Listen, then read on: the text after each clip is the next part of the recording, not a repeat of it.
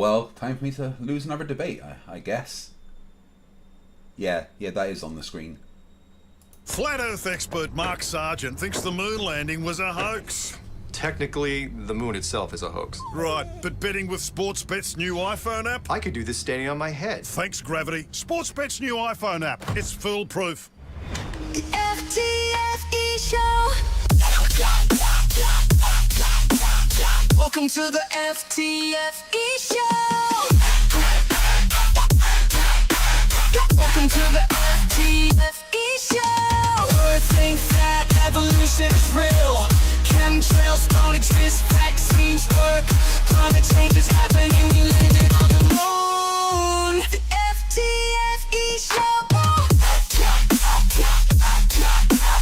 Welcome to the FTFE show. Welcome to the FTFE show. Scooty, it's not alright. Baby, it's not alright.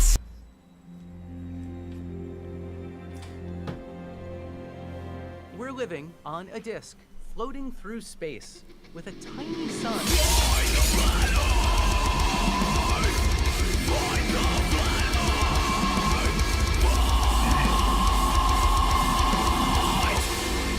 Hey there, I'm Craig McNeill. You're watching the FTFE show, where I do different things every time. And today I'm going to be debating about religion again, even though half the world thinks I was destroyed by Andrew Wilson when I did it live. I have still to go over my live debates with you people. I have been extremely busy. Having to move home when you weren't expecting it is a very stressful, time-consuming and annoying thing. So yeah, that's taking up the majority of my world right now. We are, however, always here ready to have some fun, and thank you everybody for being here with me today. And this Stop Faking became a member. Thank you very much for coming back. I appreciate the comment that you left, and I did take it to heart. I appreciate it. It's a Rubik's, who's been a member for twice around the sun, says 2 years, holy shit, time is an eldritch horror, NASA told me so, cheers to another alleged trip around the sun. And then Cataliana Verin comes in and throws 50 memberships directly at your foreheads. If you didn't duck, you probably now got one wedged in there. So thank you, Cataliana, from the bottom of my heart. That's an incredible start to the stream. Thank you very much. Wowzers. Gary, you get no beer, you know why. So today we are going to be over on modern day debates. We are debating someone called Orthodox Luigi on what was the original topic for my debate in New Jersey, but it changed.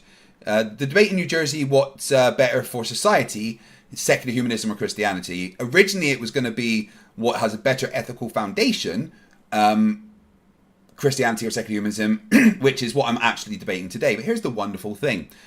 In my haste to pack and get stuff into storage and stuff, I have packed my hard drive. Yes, I have. It's not there. I don't have any of my slides or my notes or anything. So guess what? I'm going to wing it. Wrote a quick doodah. Wrote a quick intro and stuff. And I mean, well, it's about 7-8 minutes long, I think. Just going to waffle and just have a conversation. I'm literally going to wing it. And that should be fun, considering it's an arena that I am not currently well versed in. I'm going to enjoy it anyway. Hey, ST, how you doing, my friend? It is amazing to see you here. You have recently had a lot of people join you on the ex-Flat Earther side, haven't you? Thanks to Will Duffy coming in and, basically walking into the room with like 16 machine guns and just turning them on to auto fire and spinning around in a circle on the flat earth. So yeah, Rubik's gifted a membership. Thank you very much, Rubik's. And that went to Noah Winslow. Thank you. So yeah, a bunch of flat earthers have become ex-flat earthers. So STST, you've had a lot of company recently in the form of Jeranism, Patricia Steer, Melodrome, Robbie Davison. So many actually. I can't even name all of them. Alejandro Vallejo, 50 Mexican dollars. Hey Craig, remember, don't let them claim Christian nations are better. They are secularized nations populated with secularized Christians. Yeah, my kind of point today is that the only reason Christianity is any good is because of the secular influence.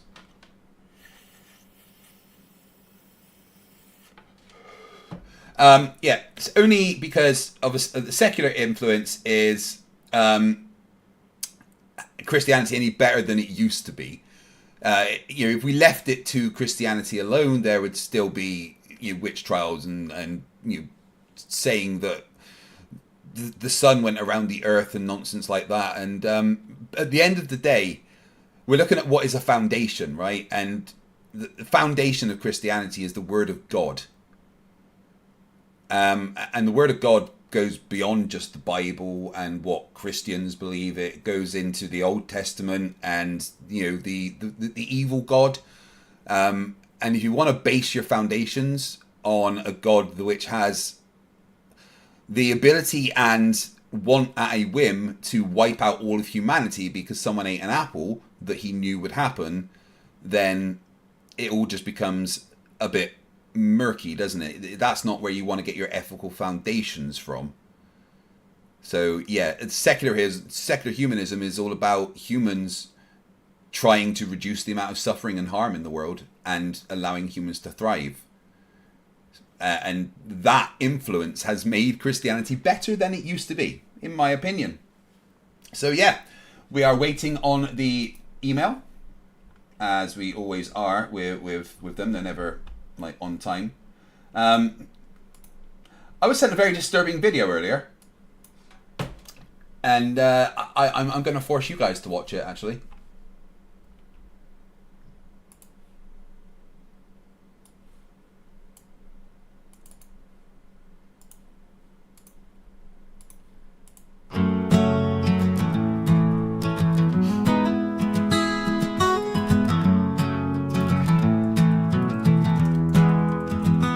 Something foul, it brews in me.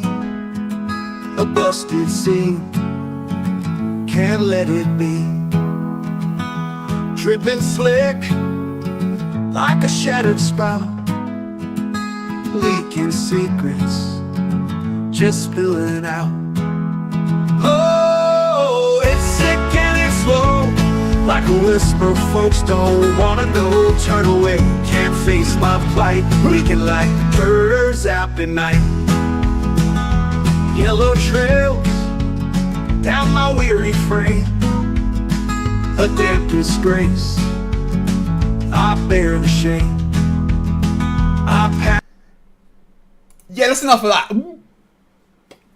Whoever did that, whoever animated Mikey Smith's toe, there's a special place in the pits of hell for you. Frankly, there's an entire section that is literally only you are allowed in there. They do butt stuff. You're not going to like it.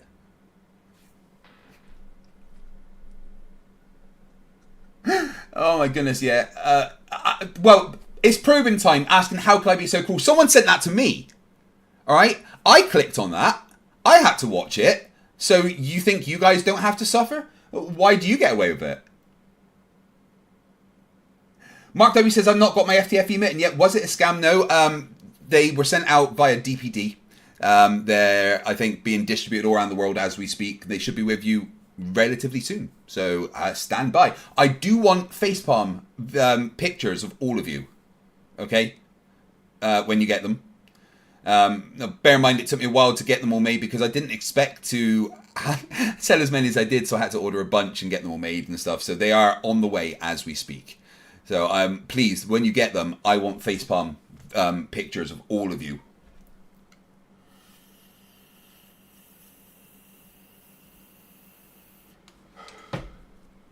Oh. I am out of focus, aren't I? There we go. Crazy Razy says it sucks to be me. Well, having to move house isn't fun, that's for sure.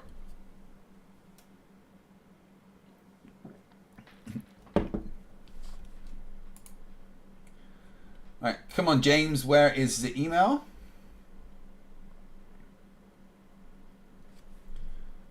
I haven't got the times wrong, have I? I'm pretty sure it's on now.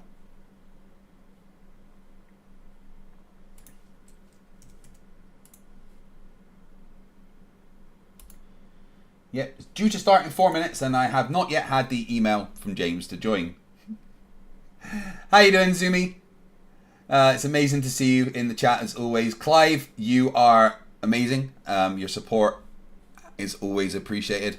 It's always nice to have the smart people in the chat, like the doctors. Not necessarily medical doctors, but doctors in physics and stuff. And yet I'm told constantly that what's going on there? My followers are all stupid. It's amazing. PhD Tony Ryan does still moderate sometimes. I'm not sure if he is tonight. I really don't know. I genuinely thought I would have a email by now, considering we're supposed to start in 4 minutes.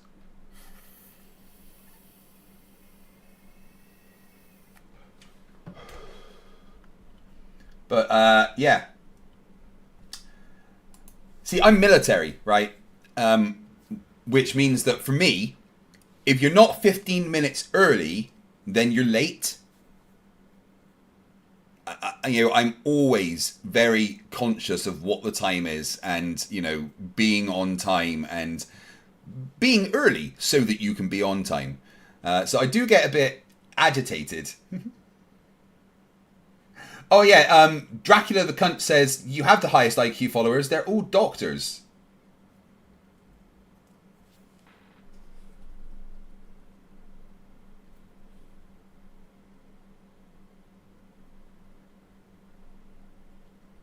Yeah, I know. They took ages to send me the letter to say that it's send me the email to say that it's all ready to be sent out at their center. It was fucking annoying. Like 56 of them to go. It was incredible. Rubik's for $2. Flat Earth is possible if all of physics is proven wrong. Yeah, that would be the only way to make it possible, really, is to change the actual laws of physics in the universe.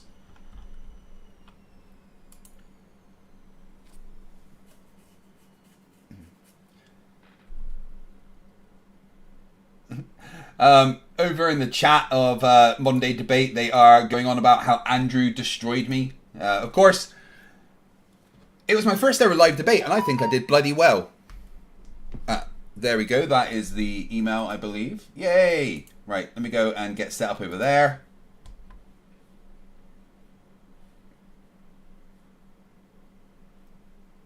Oh, wait, what? Passcode.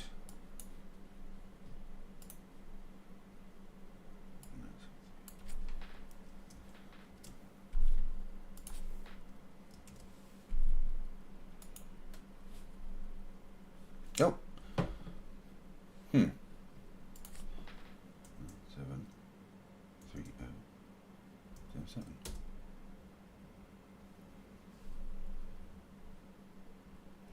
Let me just get set up over here. No, he's going to want that one, isn't he?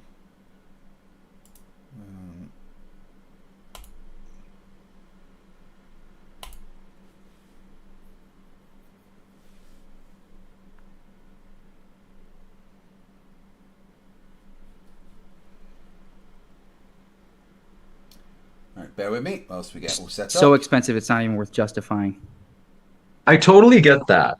It's oh, I'm so slow. Sorry about that. I forgot my mic is around here somewhere. Greetings.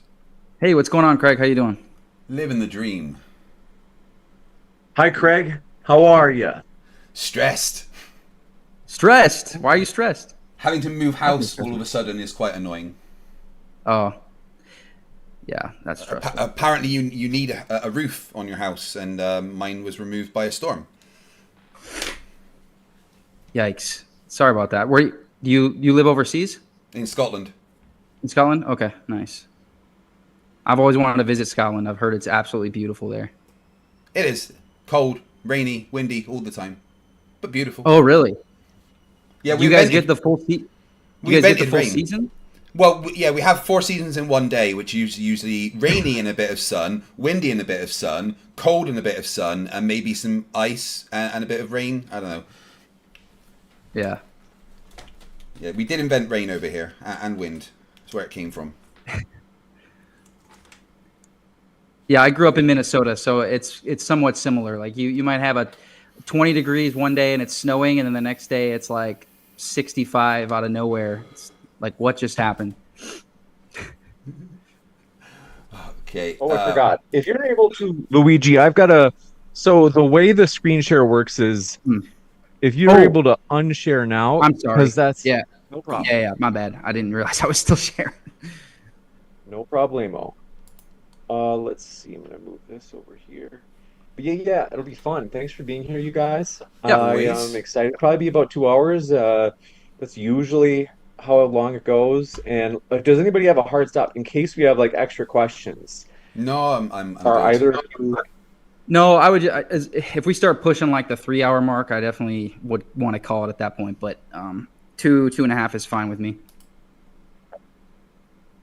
Based. Let's see. Based, is that one of those words the kids say? That's right. That's what I hear. I wouldn't know. I boomer, but yes, very based and red pilled, Craig. We're gonna call you based Craig. Yeah. What about Keck, James? You heard that one yet? I've heard it. Yeah. I don't know what it means. It basically, they all see. Here's the thing about these words: they all mean the same thing. So like they like based, Keck. It all just means like cool. Like that's awesome. That's basically what it means. Like it's totally skibbity toilet, dude. Yeah, skibbity.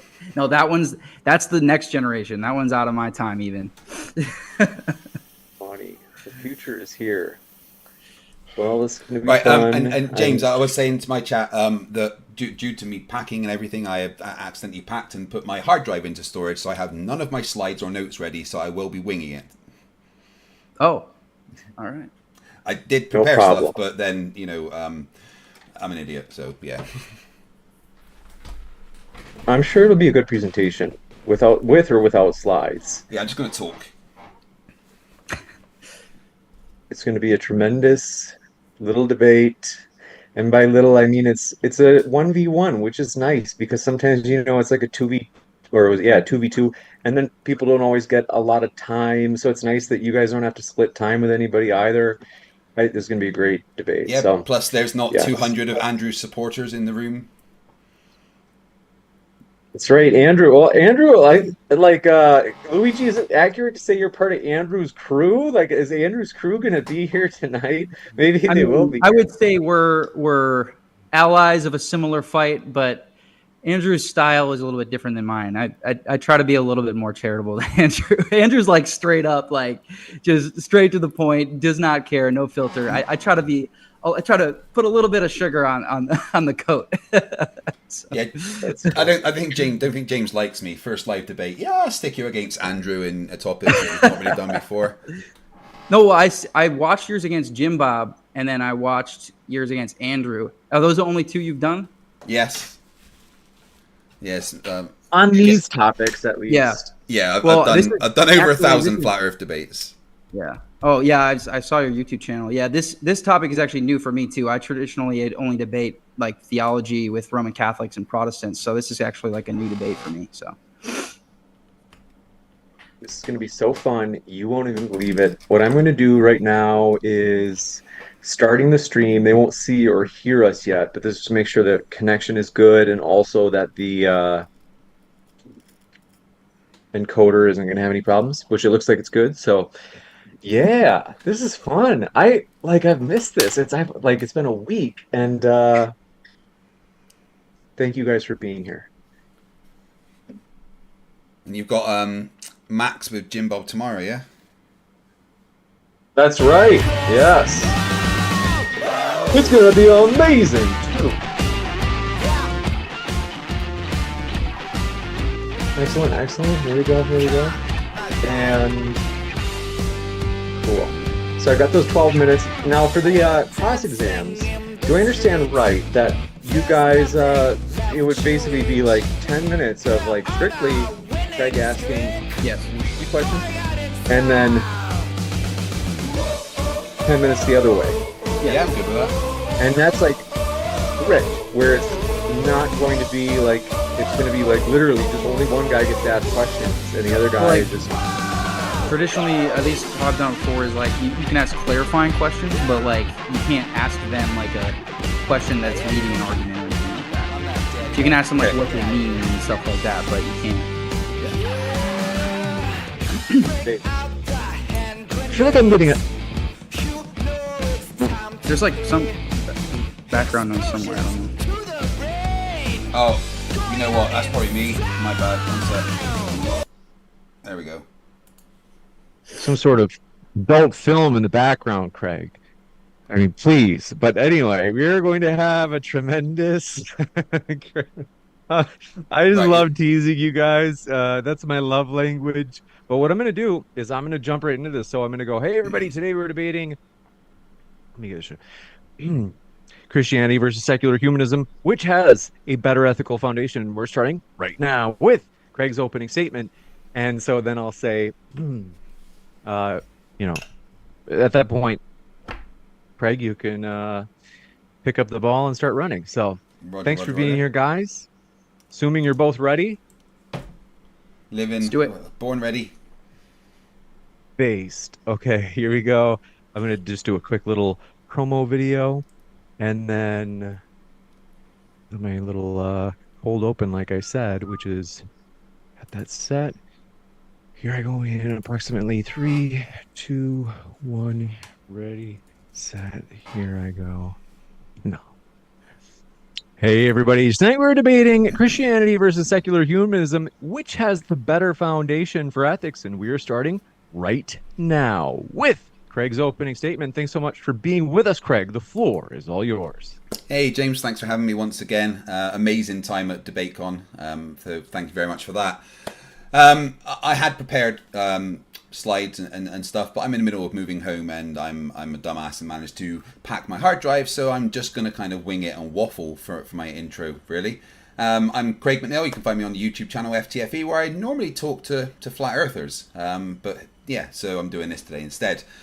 Right, from the moment that humans learned to walk upright and stopped flinging their own feces at each other, some still haven't, flat earthers, we've been shackled by myth. And of all the myths that have haunted us, the big G in the sky, the Old Testament Tyrant Edition, has got to be one of the most creatively evil ones. Let's be real. If God were a human leader, he'd make Genghis Khan look like a UNICEF ambassador. This is a guy who, according to his own the Bible, flooded the planet because he was in a bad mood, turned a woman into a salt shaker for looking at an explosion, and sent bears to maul 42 kids for laughing at a bald man. You know, a literal god-tier supervillain.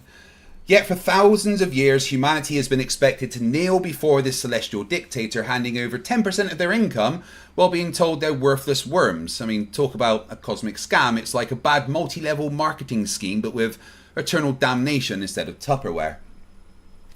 For the majority of human history, societies run by religion were brutal, oppressive, and deeply allergic to progress. The Dark Ages, sponsored by Christianity. The witch trials, brought to you by religious hysteria. Slavery, fully endorsed in the Bible. God's apparently a fan of forced labour. Shocker. And let's not forget the Inquisition, where God's most loyal bootlickers decided the best way to spread love was with hot pokers and the good old-fashioned execution. It wasn't until secular humanism started creeping in that things actually began to improve. You know, little things like science, human rights, not setting people on fire for saying the Earth orbits the sun. Because when humans stopped looking to Sky Daddy for all the answers and started using logic, reason and actual evidence, suddenly we got medicine, democracy, and the concept of human dignity. You know, who knew, right?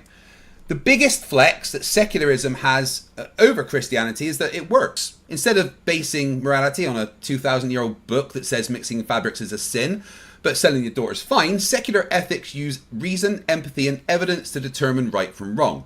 You know, things that actually matter, like consent, well-being, and fairness. Not whether or not you eat shellfish, which, fun fact, is on God's do not eat list, but somehow genocide isn't.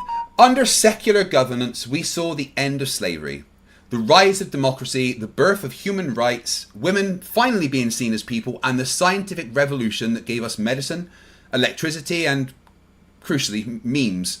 None of which came from prayer. Because here's a fun fact. Every major advancement in human rights has been opposed by religious institutions. Civil rights, fought against by religious conservatives. Women's rights, same story. Gay rights, the church still hasn't caught up, and it's 2025. Meanwhile, the only thing Christianity has given the world in the last 500 years is televangelists and scandals. Secular governments, they like ending slavery, promoting human rights, advancing science, and generally improving human well-being. But God, well, he invented hell, the concept of eternal torture for people who don't kiss his divine feet enough. That's not justice, that's narcissistic cosmic dictator with anger issues. If any human leader acted like God, they'd be hauled to the Hague for war crimes. But when God does it, oh, he works in mysterious ways. Mate, that's just a fancy way of saying we've no idea why our deity acts like a genocidal maniac asshole. The bottom line is this. Secular humanism is about progress, freedom, treating people decently because it's the right thing to do, not because you're scared of a sky bully with a lightning fetish. It's the reason that we have democracy, vaccines, space travel, and a legal system that doesn't rely on stoning people to death for working on a Sunday. Meanwhile, religion clings to the past, desperately trying to keep the world trapped in an era where bleeding people out was considered medical treatment.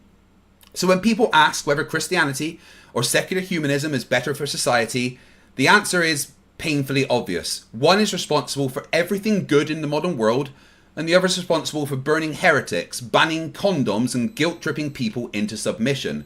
If we want a future where people thrive, explore the stars, and actually fix the problems that we face, we need reason, evidence, and compassion, not old books, celestial dictators, and vague threats of hellfire. Humanity evolves, religion doesn't, and that's why secular humanism isn't just better than Christianity, it's the only reason we're not still living in the Dark Ages. Christianity's morality is based on obey or burn, which, let's be honest, is just divine North Korea. It's rule by fear, not ethics. Meanwhile, secular humanism says, don't be a dick, because people matter. No hellfire required. Think about it. Would you rather base your morals on reason, empathy, and evidence, or on a book that thinks shellfish is worse than slavery? One gives us human rights, democracy, and Star Trek.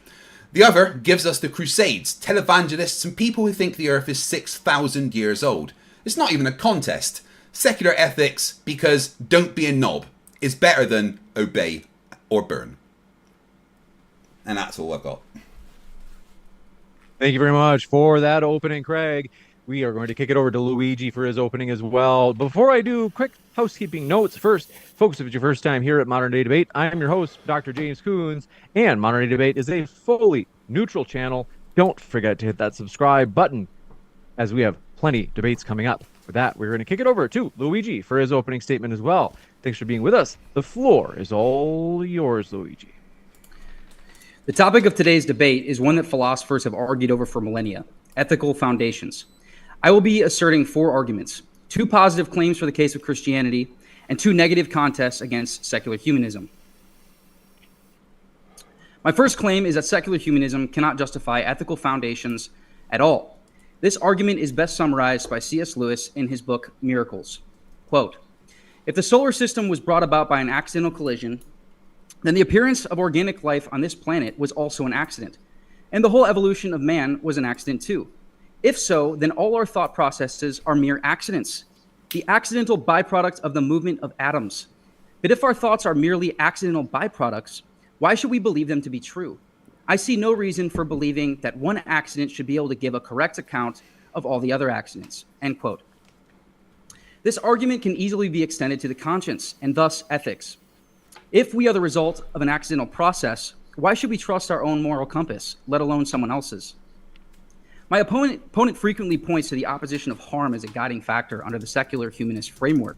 Yet what is the justification for why harm is bad? It seems harm in many cases is actually good, as a child receiving a life-saving vaccine certainly perceives the needle poking into their skin to be harmful. So is harm acceptable if it results in a greater good?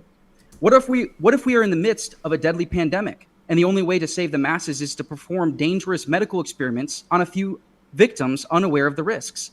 Is this acceptable because there is less harm when it's all said and done? My opponent was left speechless on this point when asked by an audience member how we resolve these conflicting standards. Do we concur with Immanuel Kant, who says reason commands us to follow ethics that follow principles, or do we rather side with John Stuart Mill, who says it's based on outcomes? As you can see, when the foundations of secular humanism get called into question, it becomes blatantly clear that it is built on the woeful ambiguity of human feelings, specifically the human feelings of whoever is in charge of a particular nation. Would you trust the fate of a moral dilemma to the personal feelings of a bunch of random secular humanist leaders? I certainly wouldn't. Which leads me to my second claim, that Christianity can justify its ethical foundation and ground its standards. Unlike a secular paradigm, in Christianity we are not the result of an accidental process, but rather we're designed for the unique purpose of stewardship over this world. Man was created in God's image, and this is why we are granted a conscience, unlike any other creature in the animal kingdom. Jeremiah 31 and Romans 2 in the Holy Scriptures demonstrate through divine revelation that God has placed his laws on our hearts, which is therefore how we know we can trust our conscience. In addition, when moral dilemmas are presented, the Orthodox Church has a normative method to resolving them that has been granted infallibility by the protection of the Holy Spirit. You may ask, how can things possibly get worse for a secular humanist if they can't even justify ethical foundations? This leads me to my third claim, that secular humanism does not have the capacity to sustain a society at all. When asked in his debate with Andrew Wilson, my opponent made reference to Scandinavian nations as a good example of secular humanism. So I'll be using Sweden as a case study. A sustainable birth rate must maintain at a bare minimum 2 children per woman, 1 to replace each parent.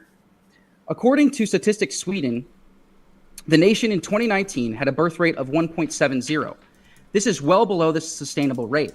However, to make matters worse, as of 2024, it has plummeted down to 1.43 children per woman. How is Sweden compensating for these devastating numbers that will inevitably lead to the death of their nation? They are bringing in substantial numbers of migrants. 30 years ago, less than 1% of Sweden was made up of Muslims. Today, that number is roughly 10%. So my opponent's poster child of a secular humanist society is not only unsustainable in their birth rates, but they're now outsourcing to religious populations who will inevitably replace them. Eric Kaufman, who is a scholar of demographics and is himself a secularist, has this to say. One reason for the secular religious fertility gap is that religion's proto-natalist message contrasts with the culture of low fertility now prevalent in the secular individualistic West and secular materialistic East Asia. Once material circumstances free people to choose their fertility levels, values come to matter more in determining individual fertility. One of the most central injunctions of virtually all traditional religions is to strengthen the family, to encourage people to have children, to encourage women to stay home and raise children, and to forbid abortion, divorce, or anything that interferes with high rates of reproduction. End quote. My fourth claim is this, that Christianity has the birth rate capacity to sustain a society. Now, what I am not saying is that more babies you have, the better your societal model is. I am also not saying that sustainable birth rates make Christianity right. What I am saying is at least we would have a society if everyone became Christian. Based on the above data, my opponent cannot say the same. Kaufman goes on in the same book to say, quote, secularism, even in small amounts, is associated with population stagnation or even decline absent substantial immigration, whereas highly religious countries have higher fertility rates that promote population growth, end quote. He even states, quote, if pious children simply assimilate into the secular mainstream, the radical effect of religious fertility quickly dissipates, end quote. Even an ounce of secularism decimates a society's chance at sustainable birth rates. Yet in Christianity, Adam and Eve were commanded prior to the fall of man to be fruitful and multiply. This means that God created us not only as stewards, but also as sustainers of earth through generation after generation. This explains why scholars like Kaufman have found that Christianity does indeed produce sustainability for future societies. One excellent case study of this is found in the Republic of Georgia in 2007. For decades, world leaders had thrown billions at collapsing birth rates, tax breaks, subsidies, paid leave, only to see birth rates continue falling. But in 2007, one simple initiative from a leader of the Orthodox Christian Church completely shifted the nation's trajectory. Patriarch Ilya II of Georgia stated that he would personally baptize every third child born to any family. This resulted in a shocking 42% spike in birth rate, substantially outpacing any government program. Marriage rates rose, abortions fell, and the Republic of Georgia sustained above replacement birth rates for nearly a decade. As is the case in many modern societies, Christianity saved the Republic of Georgia from the fate that Sweden is destined for. Now that I have demonstrated that secular humanism can not only justify ethical foundations, nor sustain a society with its crumbling birth rates, I want to build on the positive case for Christianity beyond simply satisfying these basic two requirements. Not only can Christianity justify its ethical foundations and offer sustainable birth rates, but Christianity is simply better for almost every society that it touches. I want to point out this portion of my opening statement is supplemental to my previous four claims, and that even if it is false that Christianity is beneficial to society, my previous four claims would still sufficiently uphold Christianity as a superior ethical foundation over secular humanism. An excellent summary of the undeniable positive impact that Christianity has had on humanity comes from Phil Zuckerman, who is himself a secular humanist. He states, quote, religiously involved individuals also exhibit greater manifestations of prosociality than those who are not religiously involved. Several studies have found that religious people tend to be more charitable, more generous, and more likely to volunteer and donate blood than their secular peers are. Furthermore, a proliferation of religious devotion, faith in God, reliance on the Bible has historically been a determining factor in establishing schools for children, creating universities, building hospitals for the sick, and homes for the homeless, taking care of orphans and the elderly, resisting oppression, establishing law and order, and developing democracy, end quote. Again, this is a secular humanist scholar who is admitting this. Now, there are, of course, many exceptions to these general rules. There are bad Christians who do bad things, but this does not disprove Christian ethics any more than a bad doctor practicing medicine improperly disproves medical practice as a whole. Christianity, very similarly, is a medicine for a sick society, and Christ is our doctor. I will end with this quote from St. Ignatius of Antioch, who was eventually brutally martyred for the sake of his faith. Quote, there is one physician who is possessed both of flesh and spirit, both made and not made, God existing in flesh, true life in death, both of Mary and of God, first passible, then impassible. That is Jesus Christ, our Lord. Thank you. Thank you very much for that opening. We are going to kick it into, want to say a couple of quick housekeeping things before we do kick it into the next section. First, folks, if you happen to have questions, please fire them into the old live chat. If you tag me with @ModernDayDebate, that's one way to submit your question for the Q&A. Another way is via the super chat, as we push those questions to the top of the list for the Q&A. Also, we are very excited about a number of different things. But first, let me give you the format. We have 10-minute cross-exams. So this is first where Craig will be cross-examining Luigi for 10 minutes straight.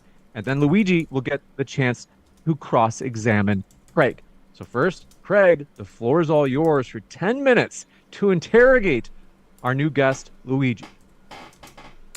Okay, thank you very much. Appreciate that, Luigi. It's nice for someone to actually come with a presentation and stuff. I apologize that I didn't this time because of my issues.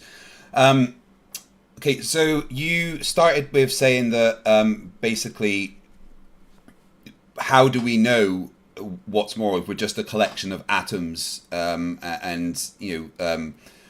everything is just by an accident? Could you tell me why, even if we are, or why you think even if we are just a collection of atoms and that's an accident, why that would be something that is incapable of then developing morals and ethics? You didn't really explain why that negates the possibility of morals and ethics becoming a thing. It becomes completely reliant on just human inclination, which is the result of simply an accidental process that can't be trusted. So, like, I brought up several examples where to a child, their inclination is that needle is harming them, but it's a life-saving vaccine. So should we trust our feelings or should we not trust our feelings? Well, it's not just all about feelings, it's about what is going to help humanity thrive. And I could counter that with the fact that I go to the gym 5 days a week and it hurts me every single time. But I know it's for the greater good of improving my overall fitness and health. And the secular humanism is about reducing overall harm.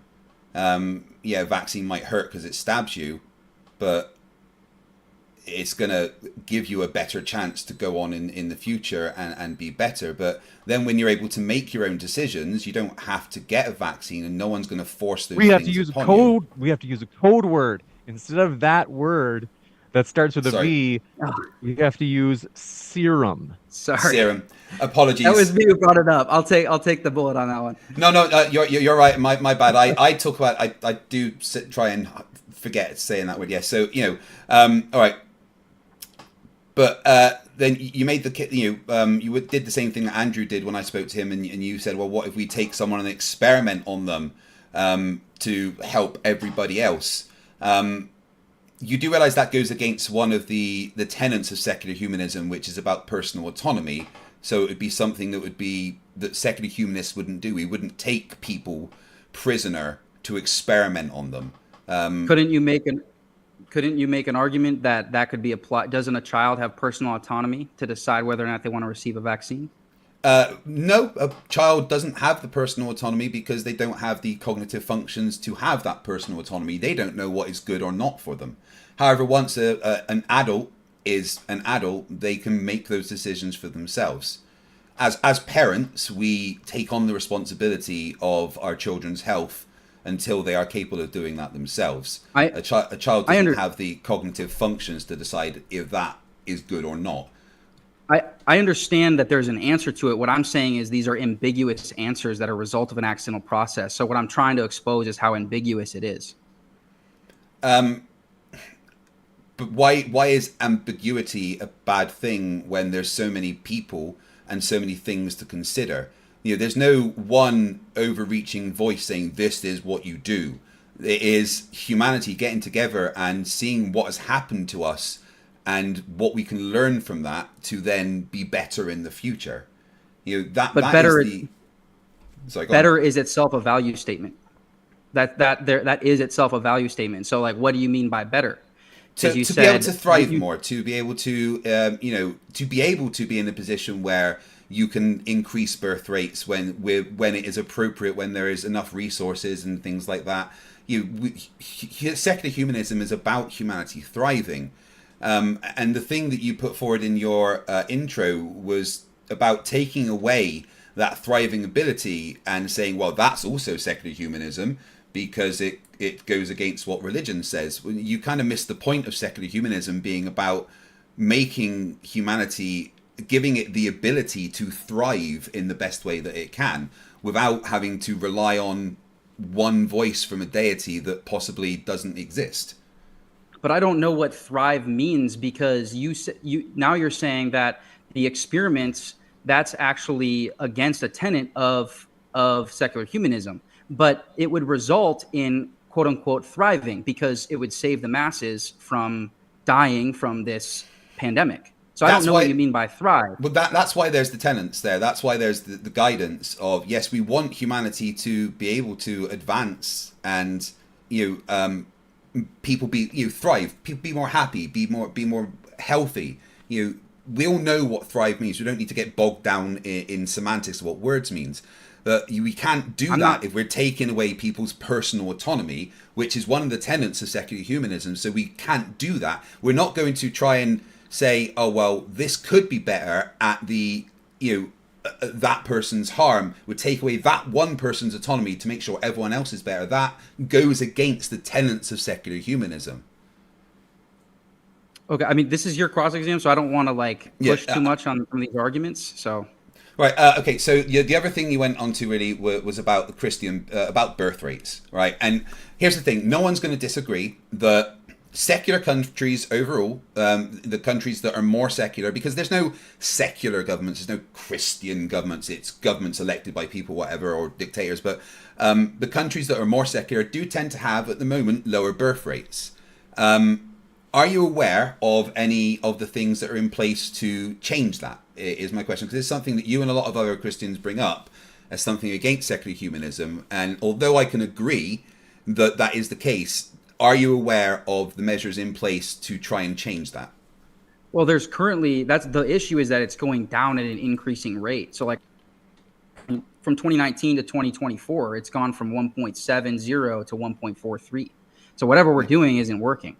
Yeah, that's why there's more things in more recent times. Like if you look at secular countries like Japan and France, trying to put forward a 4-day week work, so the a 4-day week work, so that there's more time at home to, make babies. There's a lot of countries that are literally secular countries like Scandinavia and stuff that are now literally throwing money at parents to have more children because they have taken note that the birth rate has fallen, and even more significantly over more recent years.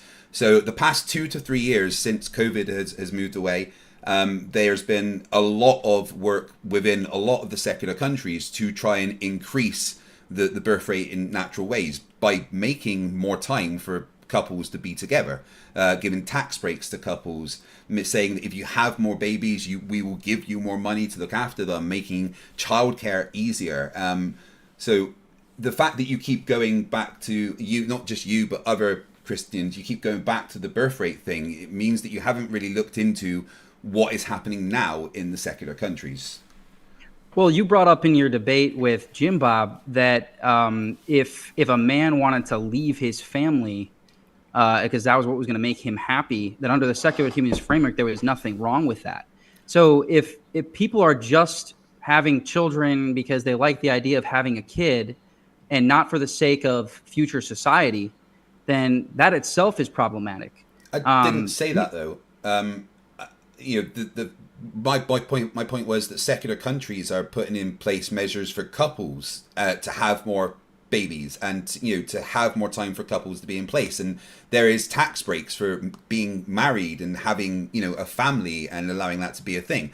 But at the same time, secular humanists allow for things like adoption and non-standard families that deal with the people that don't want the babies, which studies show the majority of children that end up being orphaned actually come from Christian parents.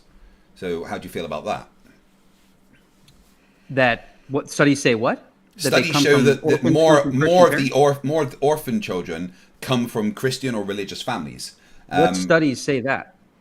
Studies in Scandinavia. I don't have my notes with me. I wanted to present a bunch of this, but I was reading a bunch of studies that show that adoption rates from non-standard families, like gay couples and stuff like that, the children that they're adopting, the children themselves came from Christian parents who then put the children up for adoption for whatever reason. And that seemed to be the higher amount of children up for adoption was from Christian or religious families. Mormons in particular, for some reason. I presented several quotes from secular scholars that say the opposite about Christians. Secular scholars versus actual studies on No, they're citing studies. They're citing studies. Yeah, and when were these from? Talking about study. What's that? When were these from? The studies that you cite, because I'm citing like well, I wish I had my stuff with me instead of packing it away. But the things that I've been looking at are the recent years, the past 2 to 5 years. The majority of orphaned children come from religious families, and are then picked up by non-religious and non-standard families. So I don't think that's true. But regardless, like I pointed out at the end of my opening statement, like there's bad Christians who do bad things. So that doesn't disprove Christian ethics any more than a bad doctor disproves medical practice as a whole. So okay, so the other one thing I wanted to ask you really was, do you agree that Christian ethics comes from God? Yes. Yeah, I believe it comes from God, yes. And this is the same God that, drowned the entire world when he was in a bad mood, right?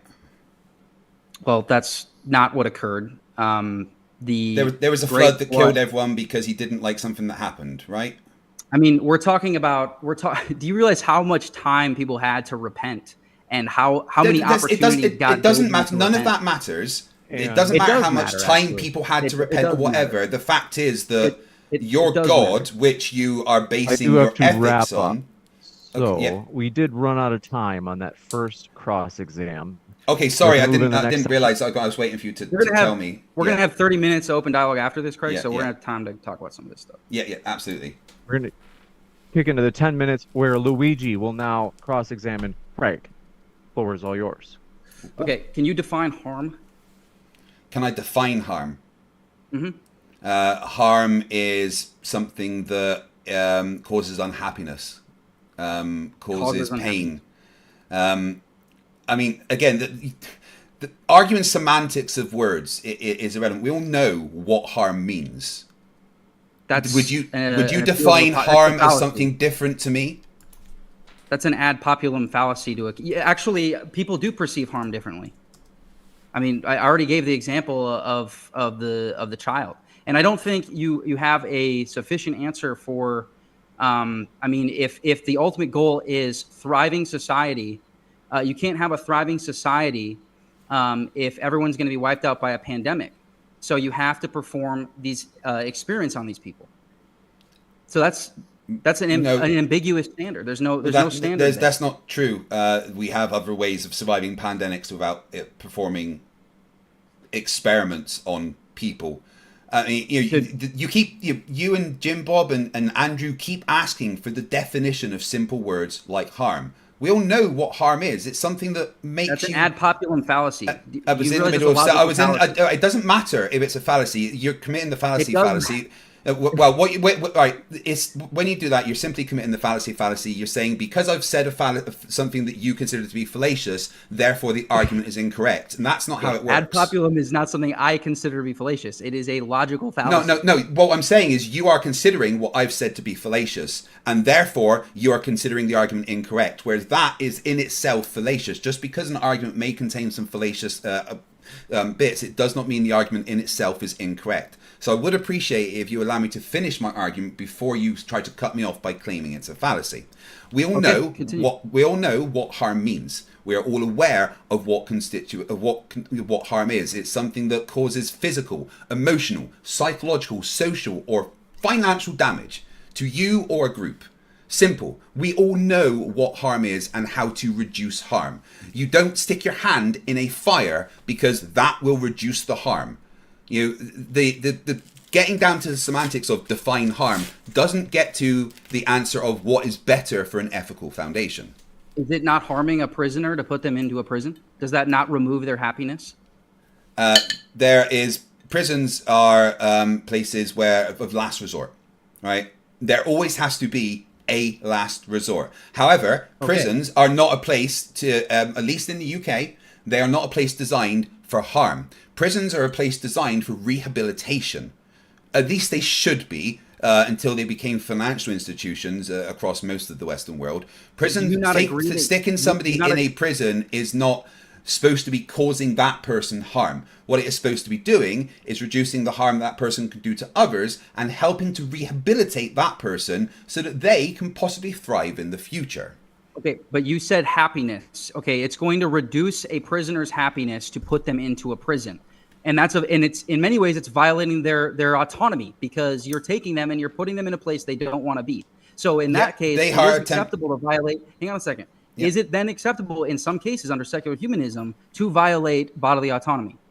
As a last resort to prevent harm to other people, but again, a prison is not a place for harm. We're not putting someone there to harm them. They may not like it, but we are putting a prisoner in prison to rehabilitate them, which in the long run will actually make them a better person and reduce the harm that they have to themselves, reduce the mental health, the things that they suffer, reduce the problems that they have. They undergo therapy, they undergo training for a new job to become a beneficial and useful member of society. We don't put people in prison to harm them. We put people in prison to stop harm happening and to help that person become a useful member of society. It's an incorrect thing to say that putting them in prison is harm.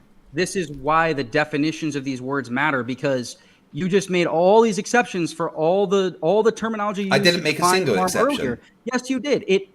It violates their autonomy to put them in a place they don't want to be. I didn't say harm is about autonomy. Nobody can argue. You're mixing up things, though. I didn't say that.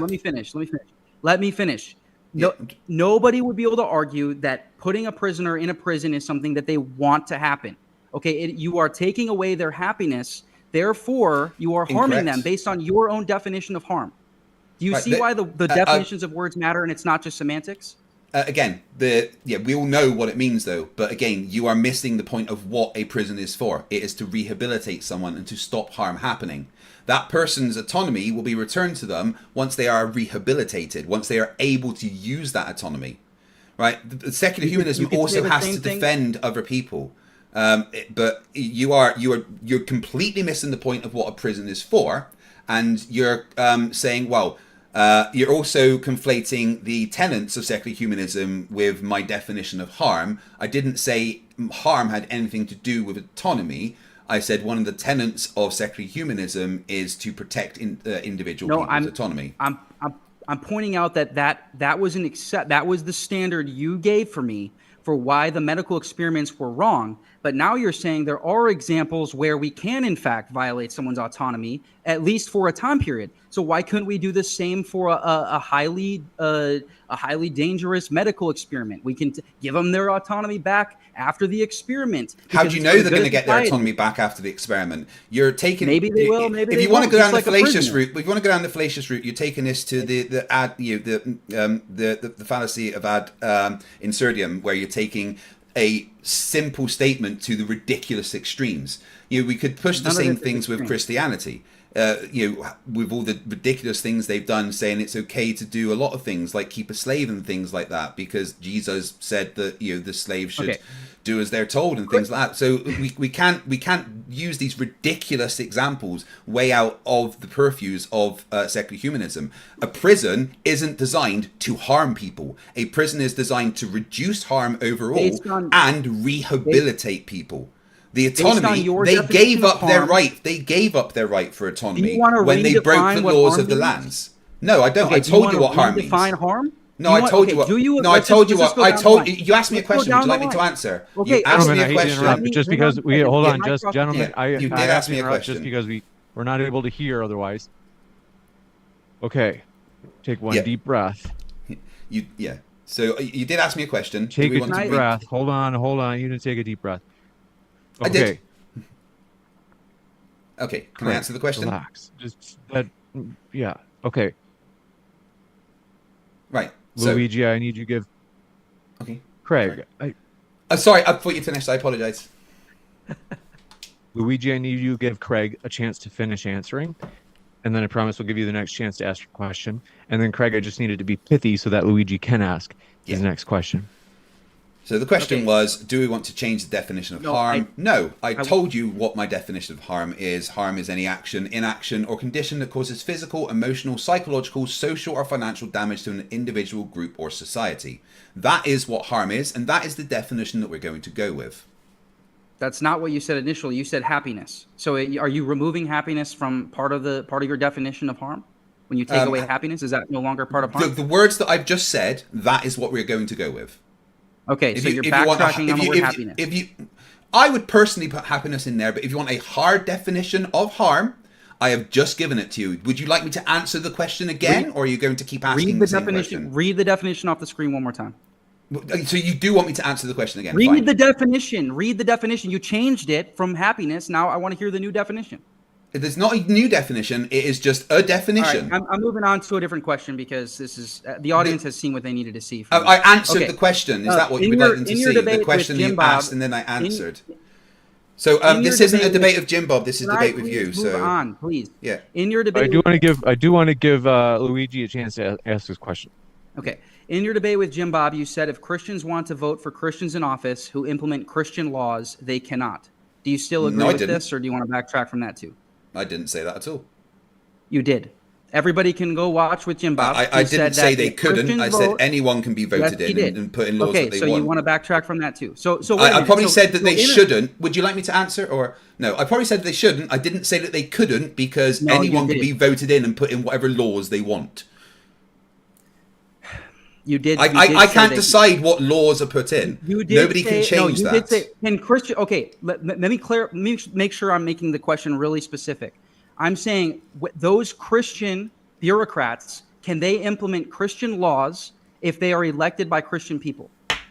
If they are in a position to change laws and that everyone votes on, then yes, they can. Okay, no one's going to be able to stop that. You definitely didn't say. You said no in the debate with Jim Bob, but you probably misunderstood what I said. You probably misunderstood because I'll go get the nobody can decide what laws are made apart from the people in the position to do that. And if the people in the position that are voted in that position happen to be Christian and put a bunch of Christian values in their laws, and then that's ratified by whatever process, then that can happen and nobody can stop that. I never said that that can't happen. We are at the end of the cross exam where Luigi's asking questions. We're going to jump into the open dialogue. Gentlemen, the floor is all yours for open dialogue.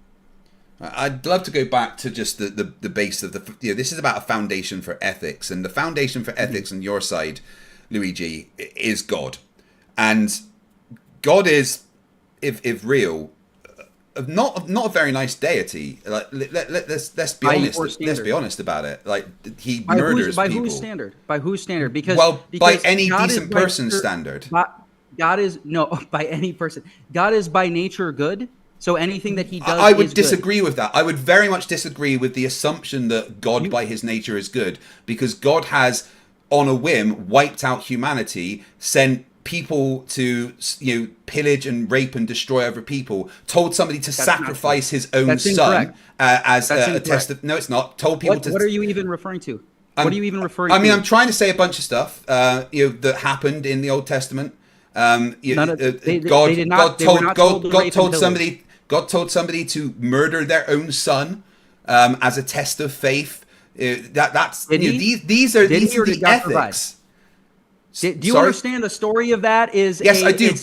Did God tell somebody to murder their own son? Hold on. The question is, did God tell somebody to murder their own son? Yes or no? That's, oh my goodness. Do you understand? It's a yes or no question. It's a yes or no question, Luigi. I would like you to answer a simple yes or no question. Did God tell somebody to murder their own son? Yes or no? As a type of Christ who would eventually, God himself who would be sacrificed for us, as a type of that, yes. So yes, God. So what you're saying is yes. Yes, God told somebody to murder their own son. Second question: did God wipe out all of humanity because he didn't like what was happening? We can't have both people talking at the same time. Yeah, I finished the question. He was still answering the last one. So the answer is yes, God told somebody to kill their own son. Second question: did God wipe out most of humanity because he didn't like what was happening? Yes or no? I'm not giving. These are literally complicated questions that can't just be. They're answered not really yes complicated or no. questions. I have to be able to expand. We have to give him a chance to answer. I have to be able to expand on the answer than just yes or no. I already said yes, and because God's nature is good, if he had not disagree with that, then it would have been not good. Can you provide proof that God's nature is good? All those years for those people to repent, and they did not. So because they didn't do what God said, God was allowed to kill them. By what standard are you even saying it's wrong? Can you actually tell me by what standard you're saying it's wrong? I'll tell you what. I murder and rape as much as I want. Do you know how much that is? Are you the author of life? Yes, I am actually. You're the author of life. Yeah, in about 50 years, I invent a time machine. I go back in time and I start the Big Bang and create all life in the universe as I like. Can you disprove that? Are you omnipotent? Yes. Can you disprove this? You're omnipotent. Yes. Okay, then I don't know. Give me a cheeseburger right now. I want a cheeseburger since you're omnipotent. No, you don't deserve it. I don't deserve my cheeseburger? No, why not? Absolutely not. See, this is the thing. This is ridiculous. You just said God by its nature is good. I dispute that fact because a good person by what standard? By what standard? Well, I was about to say by what standard. By the standard that wiping out all of humanity because you don't like what they are doing is not good. So do you realize what humanity was doing? Practicing cannibalism, rape, all the things. Here's what's funny about this. You complain about all the evil in the world. And then made by God. Wipes out, when God wipes out all the evil in the world, then you complain that God wiped out all the evil. Was everyone evil? Was everybody in the world evil? Yes. No. An innocent child being born was not evil.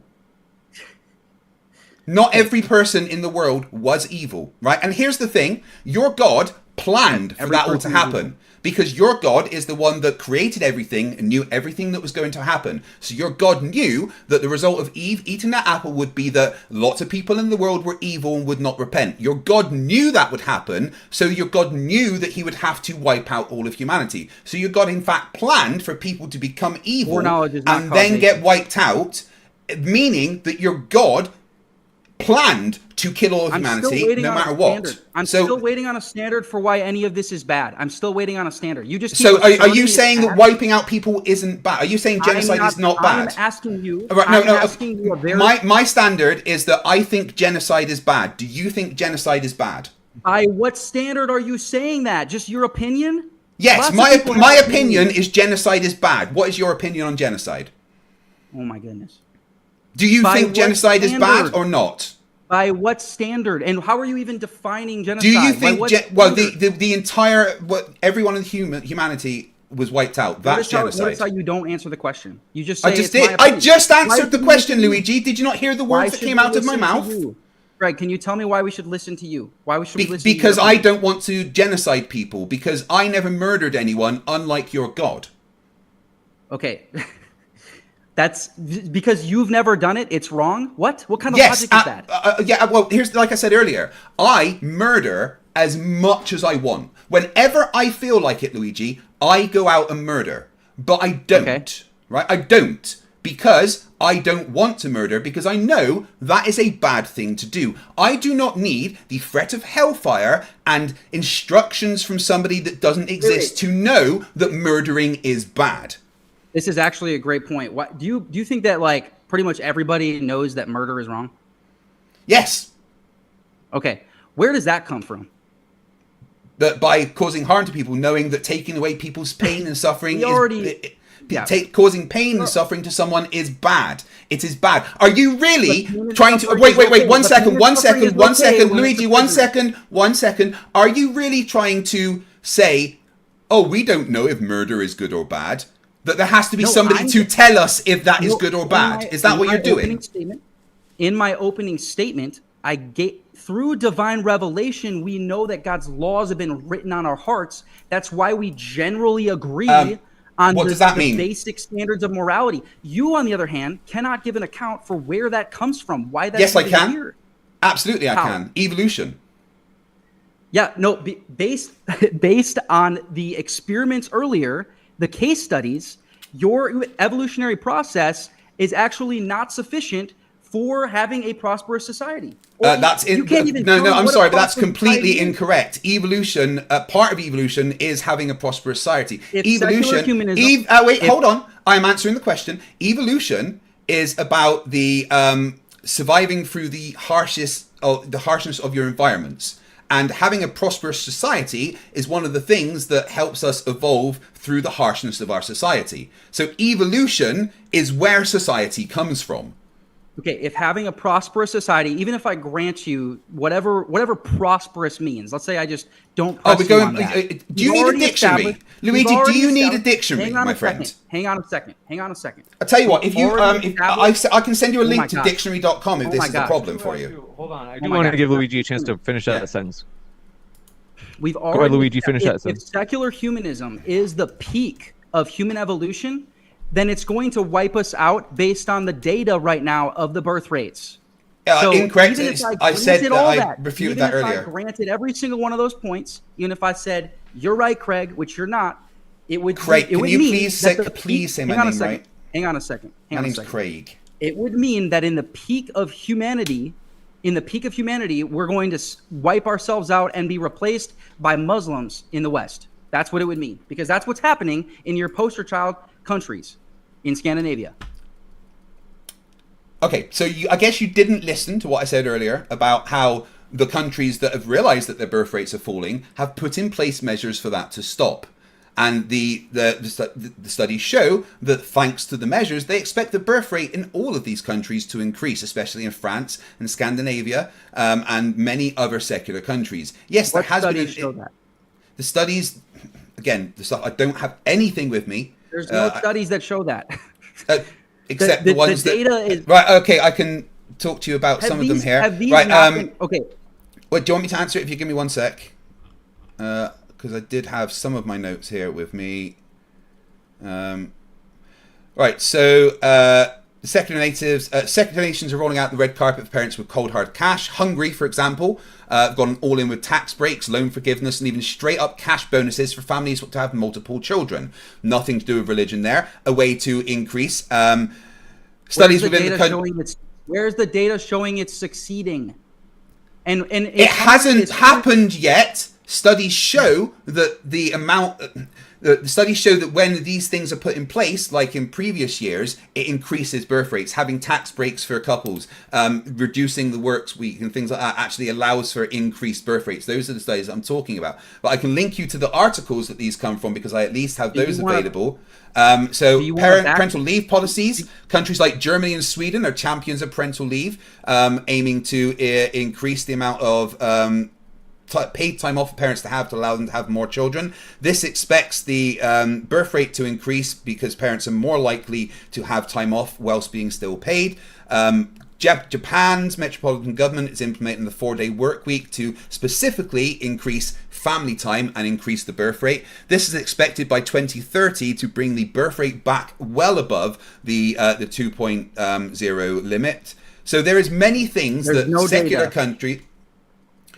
Right. Again, did you not hear the data is to come once they see what happens, right? What secular humanists do is they will look at what's happening and then try to find a way to fix it. Yes, we've noticed that there's a lack in birth rates.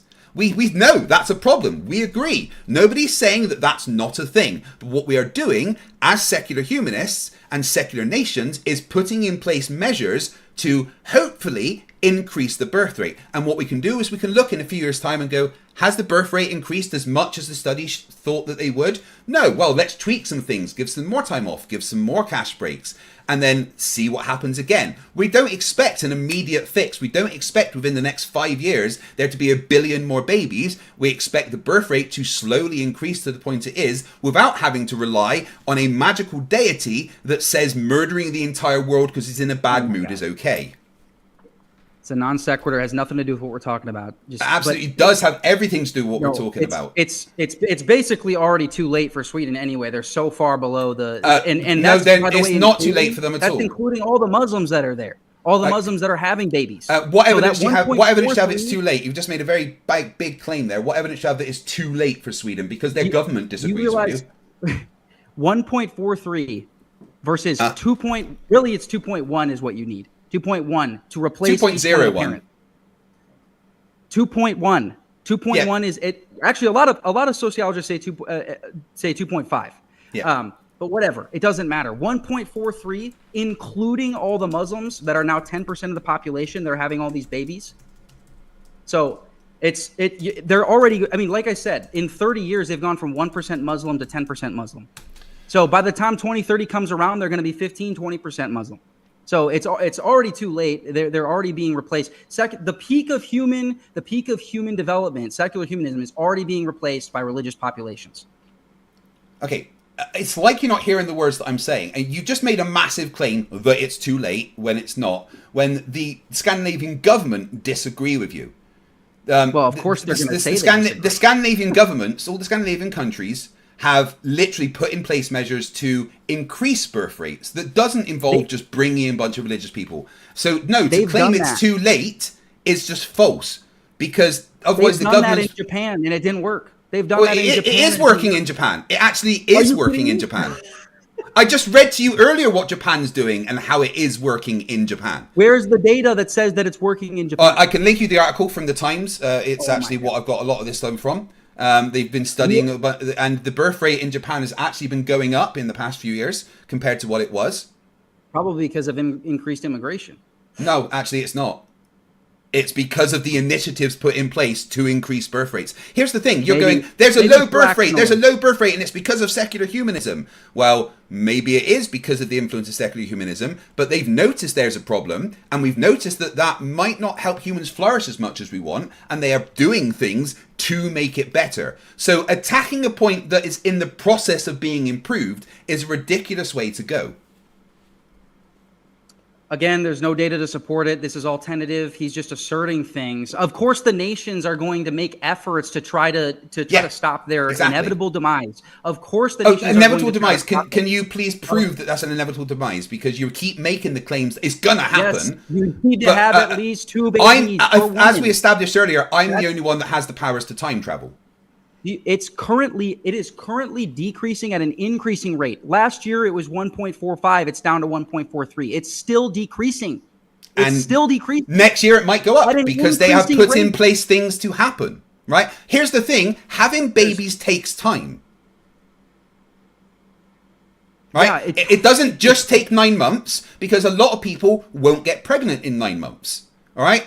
Sometimes it can take years for couples to have babies. But the things that have been put in place have been put in place. There is more time off for parents. There is more paid paternity leave for parents. There is more help, more tax breaks. There is more reasons for people to have babies, and that is what they are doing. We have to look again in 5 years. But you said, we have to look again in 5 years once these things that have been put in place have been tested to see, right, has the birth rate increased? Do we need to do other things? Is there anything else we can do to help increase the birth rate that doesn't involve bringing in religious zealots? But even if all of this starts to bring the birth rates up, you said in your debate with Jim Bob that if a man wants to leave his family, as a secular humanist, you have no leg to stand on to tell him that he shouldn't do that because it's going to make him happy to leave his family. Do you still stand by that? Did you know, no one can stop a man doing what he wants, but did you know that the highest rate of divorce is actually in Christian families? That's not true. That is 100% true. 100% true. Hang on a second. There's a difference between being nominally Christian and actually being Christian. Oh, no. We don't get to do the no true Scotsman fallacy. A Christian is a Christian is a Christian. It's not no true Scotsman. No. You're here to defend all Christians. That includes the Christians in Africa. Hold on. That includes the Christians in Africa. I do need to. All right, just need to reset it here, just so that people want to be able to hear you guys. But if we're talking over each other, they won't be able to hear either of you. Yeah. Okay. Yeah. So just to be clear, though, it's not a no true Scotsman. All right. It's not a no true Scotsman. Oh my gosh. Yeah, I want to finish my sentence, please. Thank you. Right. So if it's on the no true Scotsman statement, if you want to wrap that up, but otherwise, if you say he used that fallacy and he wants to address it before you move to a new point, then I want to go to Luigi. Yeah. No. My point is that you're not here to just defend one bit. You're here to defend every single Christian in the world. That includes the Christians in Africa that used is this about the no true previous Scotsman fallacy? Yeah, yes, that is. Yeah, he says because if he's trying to say it's only mine, it's every single Christian in the world, regardless of the denomination, is who you are here to defend.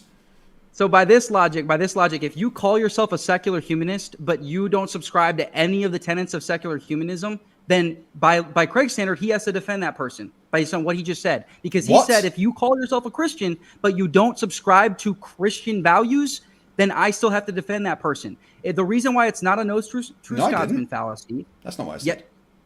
That is what you just said. No, you misunderstood completely what I said. Okay, go ahead. I've said you don't get to pick and choose which version of Christianity you're here to defend. You have to defend all of them. I'm not defending a version of Christianity. I'm defending Christianity. If you call yourself a Christian, but you do things that are not Christian, then you're not a Christian. Just like if you call yourself just like if you call yourself a secular humanist, but you don't subscribe to secular humanism, you're not a secular humanist. But there is sects of Christianity that disagree with each other about what Christianity is, right? Let me finish. The same studies that talk about Christian divorces, which when we're talking about nominal Christians, yes, it is about on par with the rest of the world. However, the same studies show that the couples who pray together every single day, their divorce rate is less than 1%. Less than 1% for the couples that actually practice Christianity. Less than 1%. But overall, Christians have a higher rate of divorce. First of all, that's not true. No, it absolutely is. It's 100% true. You can't deny this. This is a fact. The highest rate of Christian divorces comes from Christians. That's a fact. It's not a fact. Especially in It's not a America. fact, It's and even if it 100% a fact. It's not a fact. Right, and again, what do you mean I by need to nominal Christians? Could you just define do I need nominal to- Christians, please? Yeah, people who say they're Christians who don't follow any Christian values. Right, but there's a bunch they of don't different believe- sects that say different things about Christian values. So you might think That's Christian not- values are different to a different sect of Christianity that thinks different Christian values. No, the definition of a Christian has been the same for roughly about 1,600 years at the Council of Constantinople in 381 when we established the Nicene Creed that every single Christian subscribed to. If you do not subscribe to that, then you are not a Christian. No, there's many Christian sects that don't subscribe to Nicene Creed that disagree with that council. Okay, that I didn't council say did Nicea not II. include all I didn't Christians. say Nicea II. I said Constantinople. in Yeah, and then you said the 381, Nicene not Creed. Nicea. No, okay. There are no Christians who don't. If you do not subscribe to the Nicene Creed, you are not a Christian. There is That's Christians that disagrey with you. They're not Christians. They're not. Well, according Christians, according to They're you, not Christians. according to According you, to they historical think they're Christianity. Christians. They think they're According to Christians, though. Historical Christianity, they're not Christians. But they think they're Christians, so you don't get to say they're not. That's great. That's great. I Greg. do want to get us off this topic just because it kind of feels like we have more material to cover and we've already spent a good amount of time on this. Is there another topic that you guys would like to address? We I only wanna have go back about to 9 minutes standard. left during the open dialogue. How much Yeah. time do we have left? We only have about 9 minutes left before we wrap up the open I dialogue. want to go back to understanding Craig's standard for why he's calling God a moral monster. I want him to give me an actual other than just like so far. all we've Because he's gotten is killed a the bunch of opinion. people, murdered a bunch of people, said it's okay to murder. I says, still haven't. you know, That's not answering the objection, Craig. What is because the that reason is why bad. that- Murder is bad. Genocide Okay. is bad. Is it bad? Is it bad when a tiger? Are you saying God's an feeds on animal? its prey? Are you Is saying that- God's is an that animal? bad? Is God an animal? What's that? Is No, God an I'm animal? asking you if that bad. I'm trying to nail Right. down your standard, Craig. Is an I'm trying animal to nail acting your on standard. instinct, or is an I'm animal trying choosing to do I'm that trying thing? to nail down your standards, Craig. My I'm standard trying is to nail very down simple. your- Murder and Is it genocide wrong? is bad. Is All it right, wrong, gentlemen. Craig? If we have everybody speaking at once, people aren't able to hear either of your points. Yeah. I'll make I'm it trying very, to very nail down simple your for you. standards. Luigi, I'm Okay. going to make it very simple I'm just for you. I'm just going to kick it over. What was the question that you asked Luigi? No, he was asking me a question. I asked him. I'm Is it asking wrong? him what was the question he asked. Yes. I asked him if it was wrong for a tiger to feed on his prey, and then he ran from the question to say, "I'm calling God an animal." I'm asking him his standard of morality. Let's give him 30 seconds to answer it, and then if he doesn't answer it within that 30 seconds, at the end of it, you can say, "Hey, here's why you didn't answer it." But I do need to give him 30 seconds uninterrupted. Go ahead. An animal eating its prey is just nature. It's what happens. There's nothing wrong with it. But God has according to you, the ability to choose to do things, and God chose to murder everyone, even though he could not do that. God chose genocide. God chose murder.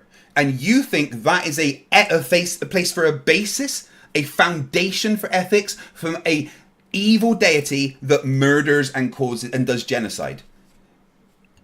No, Genocide God did is not bad. murder. Murder is God bad. did not murder. God did not murder. Again, Yes, he atheists did. love to complain about God not taking care of evil in the world, and then when God wipes out the evil in the world, then they start complaining. Now he said the answer to my question, he didn't actually answer. He said, "Oh, it's just." I nature." absolutely did answer. I said Hang on a yes. second. Hang on a second. Don't Craig. lie about me. I said yes. I I do have said to- it. All right, Craig. Craig, I know that you think that you did answer, and I'm not saying that you're not correct, but I am correctly saying that we answered. give you 30 seconds, and so now This he's is like going to talking to say a what flat he earther. thinks, and we have to give him 30 seconds too. To be fair. Okay, just saying that, oh, it's just nature. Humans are nature to you. How are humans transcendent of nature? And if so, you need to justify that. Tell me why humans are transcendent of nature. Never said Evolution that. is that's a natural process to you. Never said that, but we have the ability to choose. That's unique for us. All right, and I What is that? That choose. does not have to do with- I choose not to murder. Right?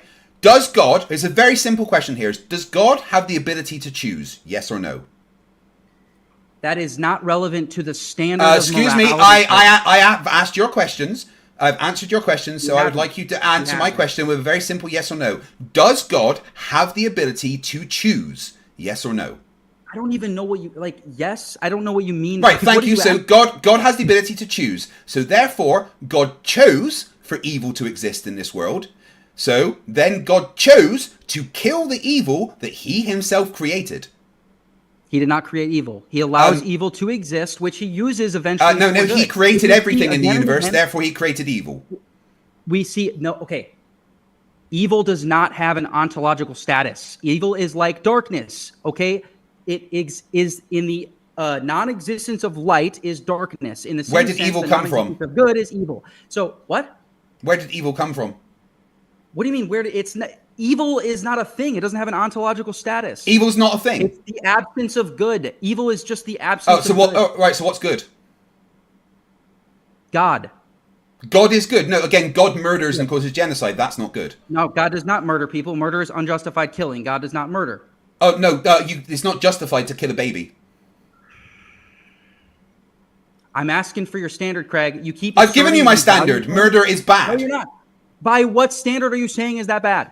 By the fact And it's that not- I don't need to know How- that going to hell means that it's bad. I know that it's bad because I know it will cause suffering to other people. I know that it's bad because I am not evil. If you have to wonder why murder is bad, then that is a problem with you. And the fact that you like God to doesn't follow murder. an evil deity. God does murder. He murdered doesn't babies. God murdered No, he babies. God murdered babies. But God does not murder. God murdered murder is babies. You can't deny this. God murder is murdered an babies. murder is an God murdered unjustified babies. killing. It's Murder not is justified to kill a unjustified. baby. Hold on. It's okay, not justified to kill a baby. I think, Craig. One second. I think you said it 3 times in a row, Craig. That God murdered babies, but we gotta be able to hear what your opponent is saying. If you just keep shouting, God apologies. murdered He just babies, keeps saying that it's and not here is God didn't his murder. rebuttal. Yeah, he just keeps saying God So didn't murder. we- But, I you know, All right, to- we can't. If you just keep shouting over him, we can't hear him. So we need to hear from Luigi for about 30 seconds, and then we'll come back to you, Craig, for 30 seconds as well. Okay, I keep asking Craig for his standard of why any of this is wrong. Who is he to say that this is a unjustified killing that God is committing? Who is he to say that? And how is it any different in his paradigm than a tiger eating his prey? He said, "Oh, that's a tiger doesn't have the ability to choose." Yes, like what are correct. these ambiguous standards that he's just making up? Who determines that? Oh, the ability to choose is what makes killing justified or unjustified. Who makes these rules? Is it just Craig? Who makes yes, these rules? it is me. I made the rule, but again, we all know what good and that killing is bad. But I want to push back on something you said. You said that God didn't create evil. Do you know Isaiah 45:7? Yeah, read the verse again. It's the Hebrew and the Septuagint I and the Greek. I as well. from the light and create darkness. I make peace and create evil. I, the Lord, No, it's do all calamity. things. The word is calamity. It's improperly translated. Not according to the original translations. What is the original translation? Do you even know? Well, this is from What's one the of the oldest Hebrews. translation of the Old Testament? Well, this is I'm getting the translation from the Hebrew Bible. What's the here. oldest translation of the Old Testament? It would be the Do you even Hebrew know? translations, right? What Hebrew translation? Right. I don't know the exact one. Some argue here that evil is actually calamity or disaster. In Hebrew, the word is ra'ah. They claim it refers to things like war, natural disasters, not moral evil. But Yes. that's still bad, right? God's basically saying, I unleash plagues and destruction on you. Deal with it. After the fall, so Either God way, has a right- either way, it's bad, right? Either God No. created evil, It's not or bad. God created the things that bring evil. So it's one It's of the not two. Oh, evil It's isn't not bad. bad. Evil isn't bad, God- right? Okay. What man? Nice. We see this again and again. We see this again and again in Scripture, where God uses the evil of man for good. So God has the right to use those natural disasters, which are the result of mankind falling into sin. He has the right to use those things as the author of life, just as the author of a book has the right. He has the right as the author of life to use those things for good. But he didn't use it for good. He killed He babies. did use it for good. Killing babies isn't good. So By what standard? By what standard? You want me to tell you by what standard killing babies isn't good? Is that really a question that you have to ask It yourself? is a question I've continued This to is ask why and have ran away Christians need the fear of hellfire to be good people. No, and that's not even the Orthodox view. Jim Bob already. I don't educated care you if it's on the this. Orthodox In the view. You're Orthodox here for view- Christianity, no. not just Orthodoxy. In the Orthodox view, okay, Doesn't I'm an matter what the Orthodox view is. Christian. You're not here for just It Orthodoxy. does matter what the Orthodox view is. No, it does matter doesn't. what the Orthodox view is. And Oh, for could you us, look at the hell- title of the debate for me? What's the title of the debate? And could you point out in the title of the debate where it says Orthodox Christianity? Yeah, and I already told you how I define it, which is going to be the patristic view of Christianity, which is going to be the Orthodox view. Yeah, and it's still a bad version of God's light, which is just the same as hell, right? Craig wants me to not say this because he knows it's a really good explanation of hell, so he wants me to not say this. In the Orthodox view of hell, it's a state of being. So yeah, I know. I just said that. All of us will be exposed to God in His glory, and those of us who hate God will experience it as burning. Those of us who love God will experience it as blessed. That is the so Orthodox hellfire by another name, basically. It's God is giving you what you want. You hate God, Craig. That's no, what I don't God's hate giving God. you. God isn't real. I Yes, can't you do. hate something that isn't real. If Yes, God you do. existed, let me be clear, right? If God existed, yes, I would hate him. And when we met at the pearly gates, we would be fighting and I would be throwing the first punch. There you go. Exactly. And so all God But I is gonna can't say hate is- something that isn't real. God is gonna say- So to God is claim just gonna say that I you're hate God. God, let me be clear, to claim I hate God is a falsity because I don't think God is real. Okay? So I cannot hate something that isn't real. There is no hate involved. What I hate is apologists saying that the evil things God did are for good.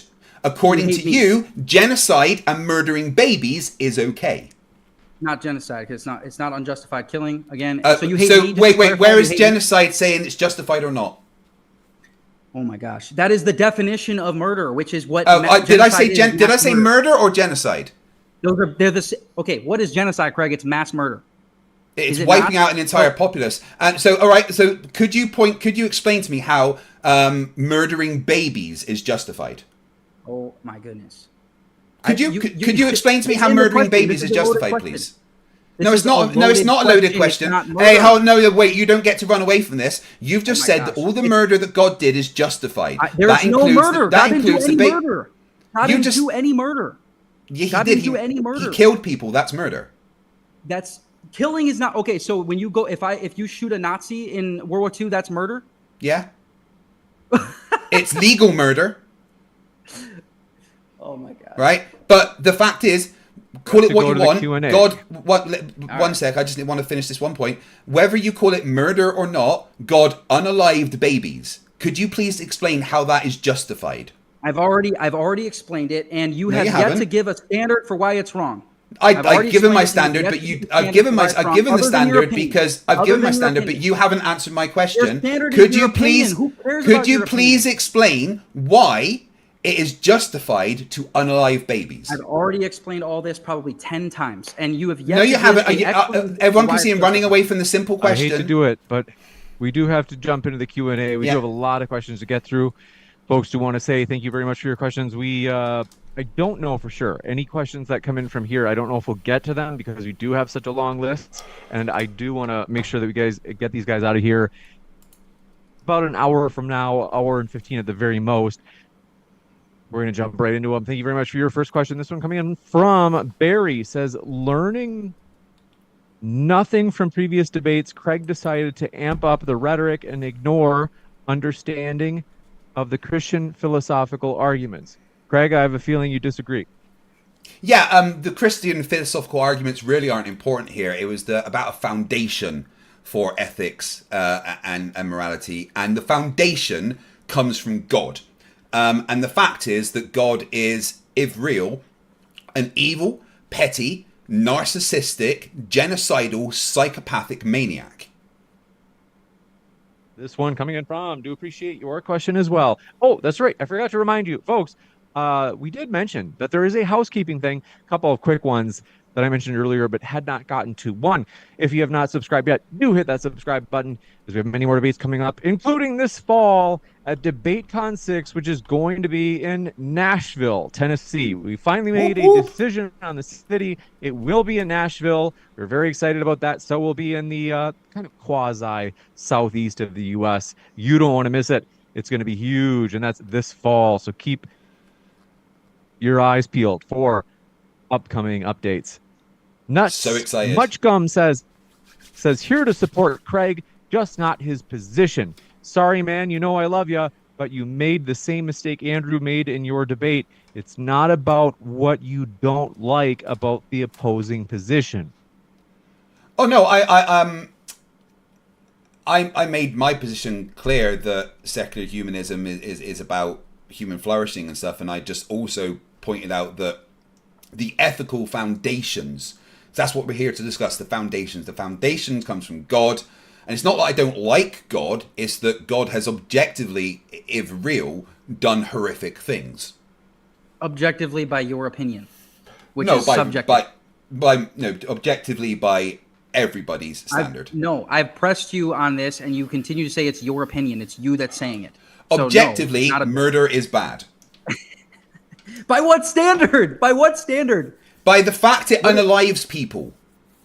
That's circular. That's circular reasoning. No, it's not. That's a bad thing. That's just the definition of murder. What are you talking about? This one from, I hate to do it, guys. This from I'm Not Your Buddy guy says a secularist admin with Biden put a, quote, moderate, unquote, group in charge in Syria. As we speak, all the minorities, such as Christians, are being hunted and executed. I think they're saying that, this is for you, Craig, as they say, quote, a secularist admin with Biden put a moderate, quote unquote, group in charge in Syria, and this is what happened. Cool. American foreign policies aren't really the topic of this debate, and whether that person was secularist or not is irrelevant to the policies they put in place. That would have been put down to them from the Biden administration, I imagine. This one from Emperor Fat Ass Dog says, Craig, you do realize without Christianity, science wouldn't be a thing, because the first scientists claimed that science was created on the foundation to discover the mysteries of God or God's laws. Well, that's a lovely assumption there, that if Christianity is the only thing that could ever have made science, let's make the assumption that Christianity never existed. Are you saying that you are 100% certain that science could never have come around by any other means? That's just not true. It is just an assumption that Christianity is the only way that science could have appeared.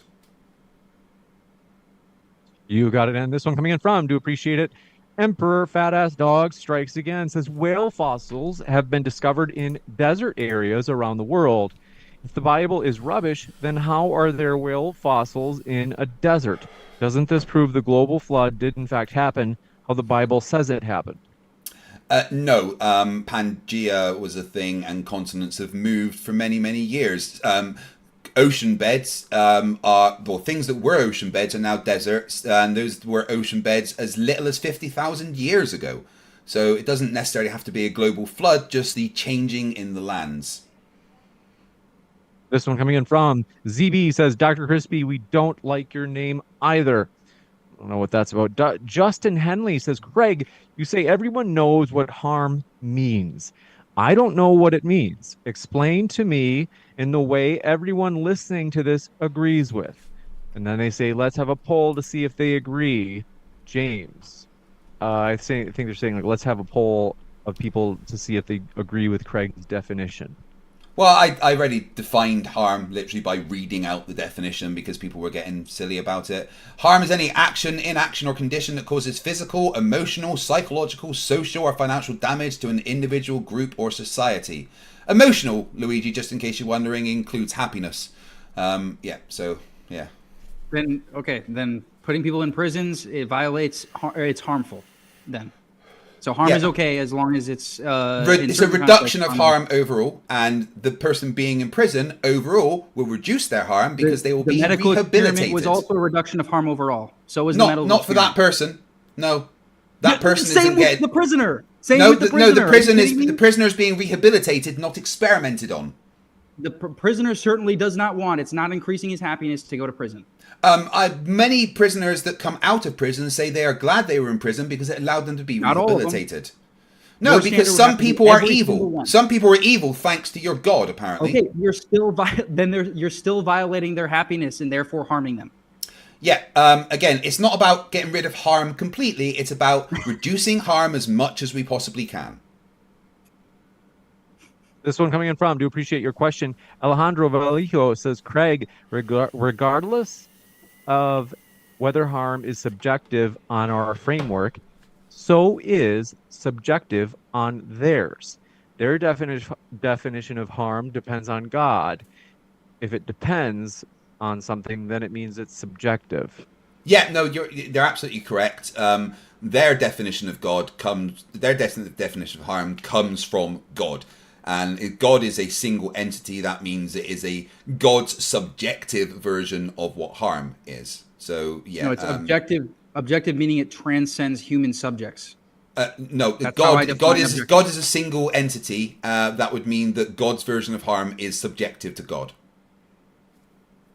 It's objective to humanity, to human subject. It's transcendent of human subjects, therefore objective. We don't have to choose that, so it's subjective. The fact is, it comes from someone it comes from a single entity that makes it subjective. Just because some people choose to believe that entity doesn't then make it magically objective. It's still a subjective thing that is a choice that you have made to believe.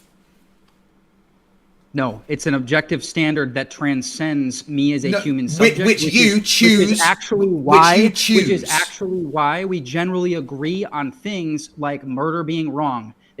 That actually explains why we agree. God doesn't think murder's wrong. Whereas that actually explains why we agree with things like that. Whereas you have no justification other than evolutionary process, which is a much better one.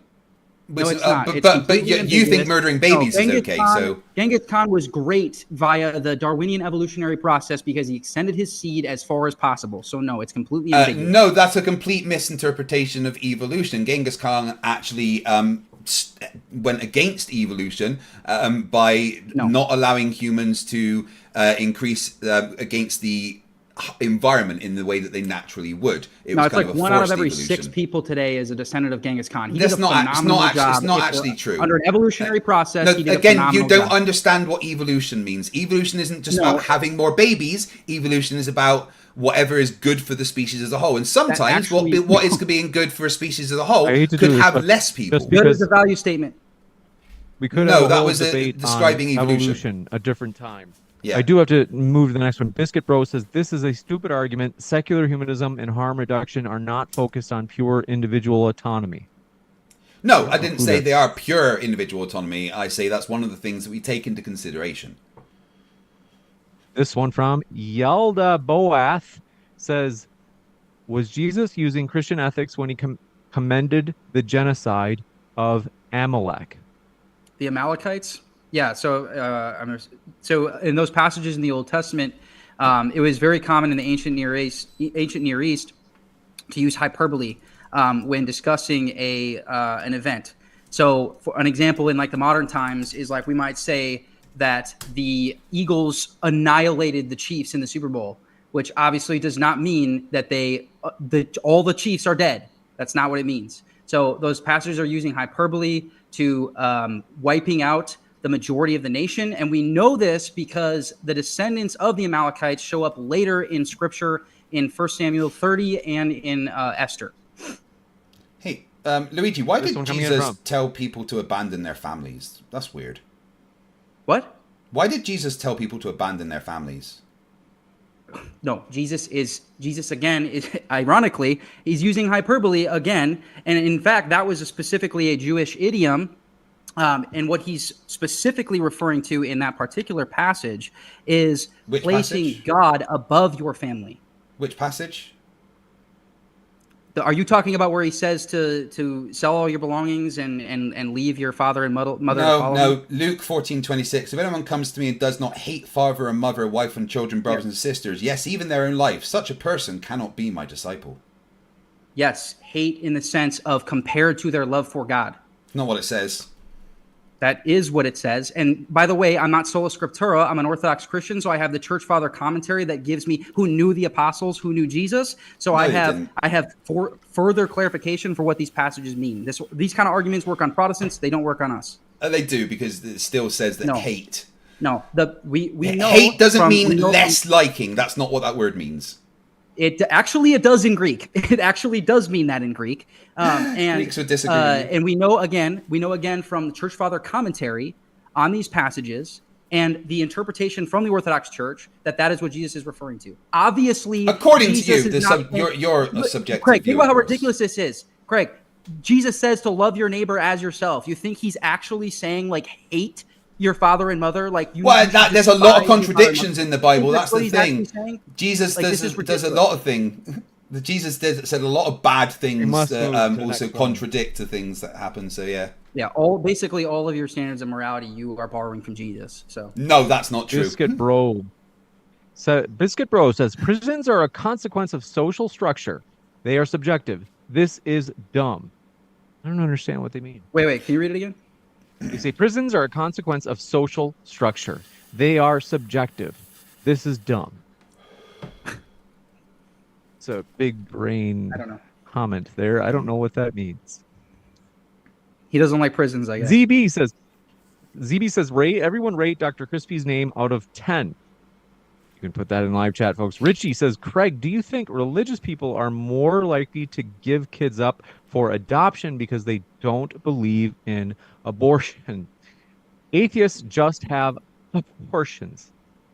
Yeah, actually, a lot of, in fact, there was a big TV show about it, about some religious families that have lots and lots and lots of children, and one religious family that had 4 children and then got pregnant 3 more times. Each time gave the baby up for adoption because they physically couldn't afford it, rather instead them putting that child into a life in the adoption system. Whereas if they had the medical care and the abortion and stuff, then that child wouldn't have ended up in adoption. So yeah, the fact that you force people to have babies that they might not want to causes a lot of problems. It's like we care about the fetus, but fuck it after it's born. This one coming in from, oh yeah, chat, do want to, as long as you're within YouTube terms of service. So I know that the live chat sometimes is lively. Same as always, like you can't say, like I can't say it on, but you can't say NIGGER. You can't say that. We ought not probably talk about the serum in the live chat either. Wait, but you're talking about Niger, it is the a country in pretty- Africa, right? That's right. We got to follow YouTube terms of the service. We don't want that stuff, but we otherwise it's pretty like flexible in chat. So if you want to make fun of my haircut, whatever, it's a fair game. It's a free country.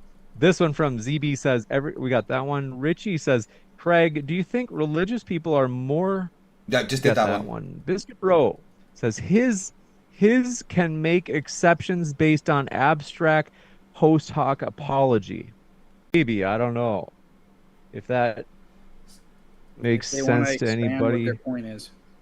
I don't know. That is a Biscuit Bro. You gotta give me more words. I don't know what you're saying. ZB says low taper fade, low IQ arguments. Shaking my head. What is low taper fade? Do I have a low taper fade? I don't know. Probably me. He's probably referring to me. Wait, You don't have a low people are saying taper about fade, do you? your hair, Luigi. What's wrong with your hair? I think anything's wrong with I don't Luigi's know. hair.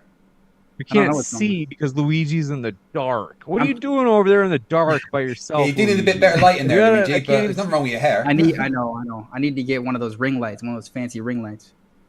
This one from Calvin says, "Don't worry, Craig. You can still ask Jesus for forgiveness. Still." No, thank you. I don't want a racist to give me forgiveness. Biscuit Bro says it's pronounced Gordon Peterson. That's the same guy, where I don't understand why he says what he says.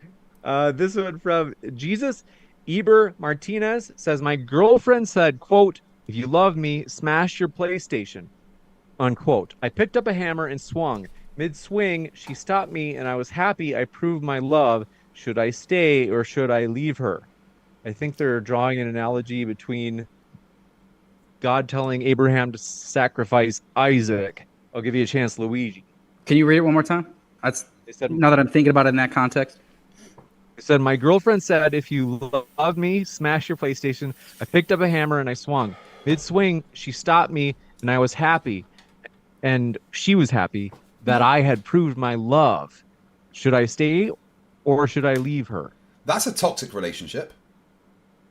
Yeah. So again, this is why I brought up. So it's very important in the story of Abraham and Isaac to understand it's a type of God's son going up the hill to be sacrificed for our sake. So the story It's a is not type of only Jesus. testing Abraham's faith; it's also a type of God Himself sacrificing for all of humanity. So it's not just a test of Abraham's faith. That is one portion of the story, but that's not But- all of it.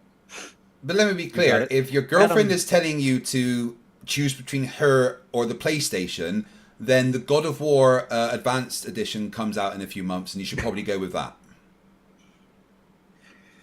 This one coming in from Adam Dole says, does putting people in prison cause social damage? Who's that to? I don't know. You can each have a crack at it. Well, if you'd like.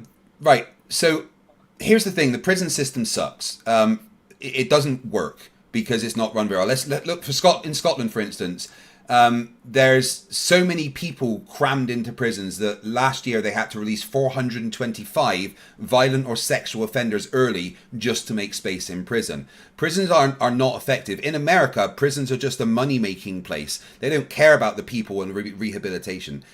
Prisons are supposed to be something to help society, to help rehabilitate someone so they can be a useful member of society. But unfortunately, the prison systems in both America and the UK are run by incompetent dickheads. Yeah, I generally agree, so I won't add to that. You agree that the prisons in the U.S., you guys both agree that generally, or at least large swaths of the prison system in each of your countries are corrupt, basically? I don't know if corrupt is the right word, I but don't know definitely about- in I don't think corrupt's the right word. in America, they're privately owned things, right? They're there to make money.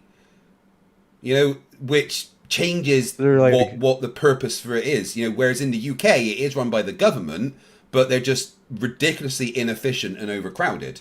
And I don't think either way works. I would especially agree with the point about inefficiency, and I would extend that to the legal system itself.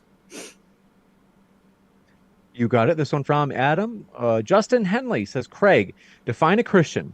Let's have a poll to see if the audience agrees with you. If they do not, you are a cow's udder because I said so.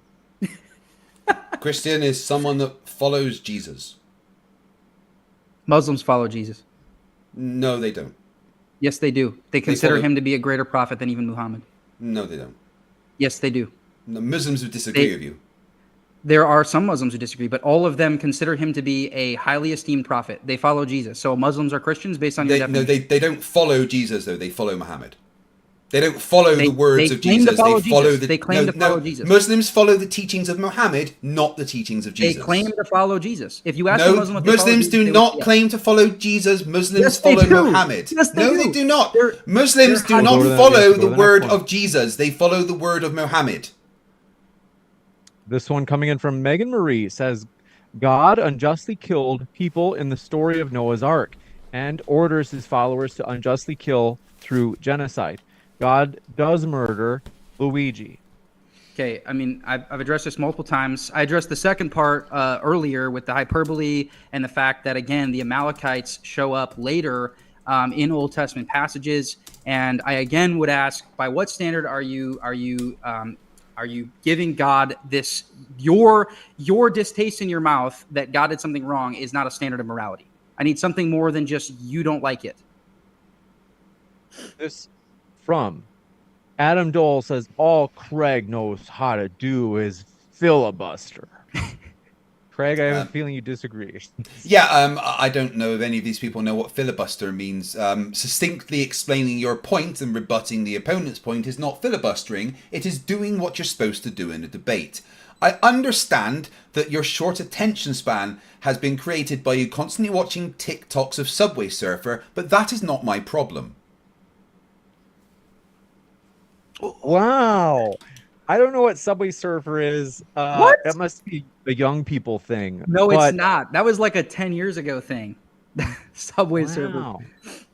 Artful Dot Jr. says Isaiah 45:7 states, quote, I form the light and create darkness. I make well-being and create calamity. I am the Lord who does all these things. They don't say the translation, like they don't say if it's like ESV or NIV. That was my or point etc. earlier. That was my point earlier that it's correctly translated as calamity. Gotcha. This one Cool. coming in from. Do appreciate.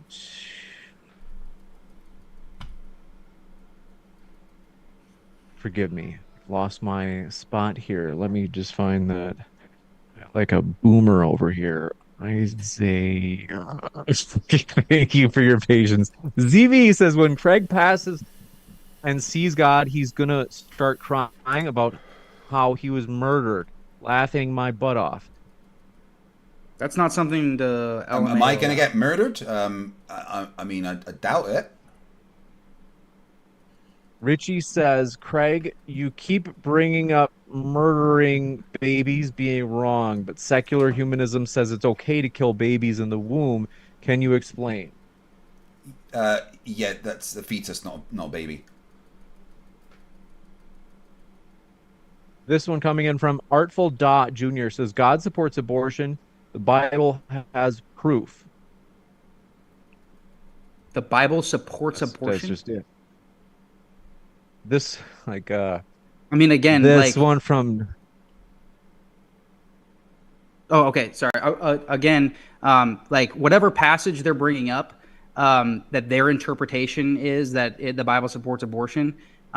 We again we're not going to take some random person's interpretation. We're going to take the Orthodox Church's interpretation of that passage, and obviously the Orthodox Church's stance is against abortion. So, This one coming in from Justin Henley says, God made the law, then murdered legal murder.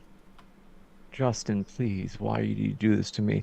Jack Attack MMA, I'll figure out what that one meant soon.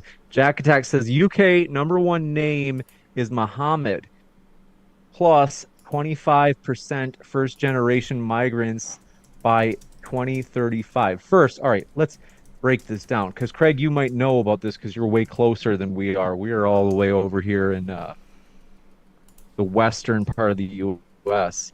Is it true that UK, the #1 name is Muhammad? Not that that would show that. I mean, I know it's humanism is false, the most popular name in the world. Let me check. Muhammad is the most popular name in the world. Again, no offense to Jack Attack for asking this question. And it obviously doesn't really show that secular humanism or Christianity is a better foundation for ethics. Well, maybe they're trying to argue. I'm going to read between the lines for them. Well, apparently David is the most popular name in the UK. So they say, and then they say 25% of first generation migrants by 2035. That'd still be a minority, though.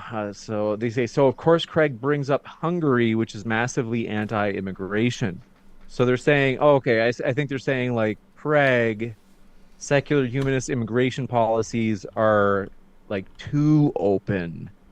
And he's saying, like, Craig, you're purposely picking secular humanist countries that just so happen to have, like, tight immigration policies, so that you can avoid addressing the implied, I guess, idea that secular humanism. No, I didn't. I mentioned France, Germany, the Scandinavian countries, Hungary, Iceland. I mentioned a bunch of different countries, and some have stronger immigration policies than other. That doesn't change the fact that they all have in place measures to potentially increase the birth rate, which will be looked at in a few years and see where we are. So no, I didn't. They also purposely call.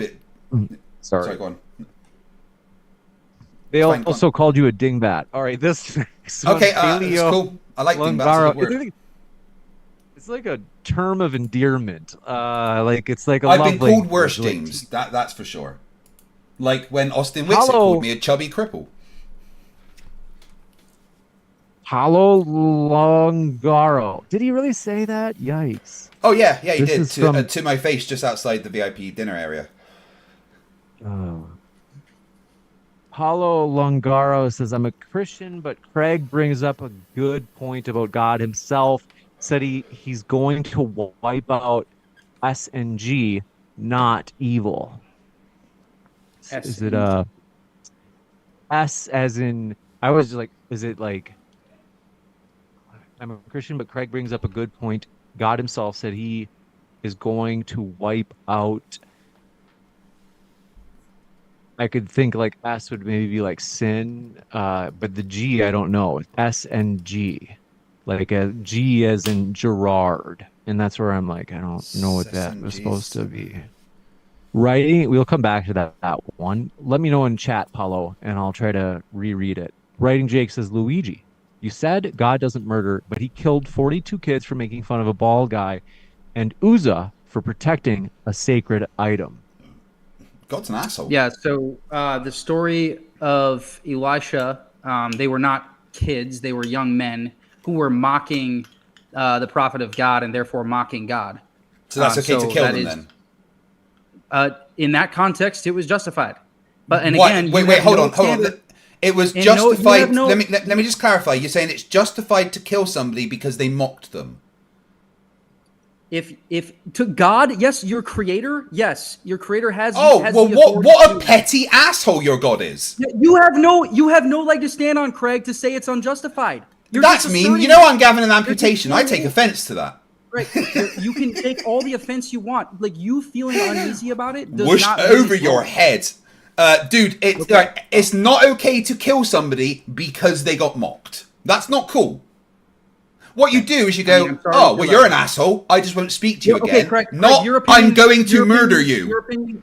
Your opinion is that's wrong. My opinion is it's not. So what? Well, then that means that you like murder as well as murdering babies. Therefore, you are an asshole. It's not unjustified. You have to. It is unjustified. Mocking somebody is not a justifiable reason. Mocking somebody is not a justifiable reason to kill them. Okay, now we'll. I do want to. So the question is originally for Luigi. So I want to give you the last word on this, Luigi, because they originally. So basically, they brought up. They said, "Hey, it's murder because, for example, the 42 children killed for mocking the bald person." Children. So I just want to emphasize the Hebrew word there is they're young men who are making a mockery of God, and so that's why they were killed. Hey guys, if you mock God, it's cool to murder them. In that particular context, Craig, yes. In no context is it cool to murder because they got mocked. You have no justification for saying that's wrong. You have I do, because murder is wrong. Other than that, you don't like it. Yeah, because it's wrong. But based on what? Based on the fact that based on you unalive somebody and they stop existing. That's just what happened. That's just what happened. Which is wrong. Removing somebody's life is wrong. Based on what, Craig?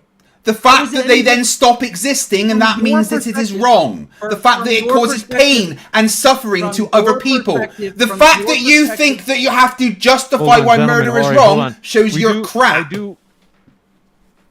I do have to, like I said, I did want to give, so the original question was meant to challenge Luigi. And so given that the questioner is challenging him, and then Craig, I know that you want to challenge him too, but I don't want it to be like, as if it's like ganging up. So I do want to give Luigi the last word. Sorry. I've already stated my response. I don't under his framework. It's no different. He has no justification to say it's wrong any more than a tiger eating its prey. Hold on. We're gonna go back to a question that came in because he's right. I am kind of. I like your sassiness, Justin. Justin earlier said. He had the question where, oh gosh, where'd it go? Remember when I was talking about S and G? Oh yeah. He was asking about like potentially innocent life that was. I'm guessing that's what he's asking about. Okay, I loved his most recent. Oh, it wasn't even him. It was actually, but he answered on behalf of Paulo. Thank you, Justin Henley. He said, "Sodom and Gomorrah, you illiterates." That's good. Paulo's question was, I'm a Christian, but Craig brings up a good point. God himself said he was going to wipe out S&G. Sodom and Gomorrah. Not evil. Yeah, so Sodom and Gomorrah specifically, we know for a fact there was not a single righteous person in Sodom and Gomorrah. So the entire city was full of unlimited degeneracy and all kinds of disgusting practices. To who? So again, this is another example of God wiping out evil, and people are complaining about it when they complain when God doesn't wipe out evil. Or someone told somebody that there was stuff going on in that wasn't true, and they wiped it out because God said so. Cool. This one from, let's see, Manga Fan Dan says, Craig, do you think Akuma or M. Bison would win in a slapping contest? Well, I would these your probably friends? say Akuma because, I mean, look at the guns on the guy. He trained Ken and Ryo, frankly. And Dan, to be fair, although we don't talk about Dan. But Akuma's got those guns. Bison, he's just got his like military and his powers. So I reckon Akuma would win, to be fair. These are some of your friends in Scotland, Craig? No, I just, I played a lot of Street Fighter. Oh, okay. Adam Dole says, in the BPF debate. Oh, okay. So the Big Papa Fascist, as Andrew Wilson used to be called. Which, by the way, I'm not defending Andrew because I'm kind of apathetic towards Andrew. I'm like, yeah, okay, we get along well enough.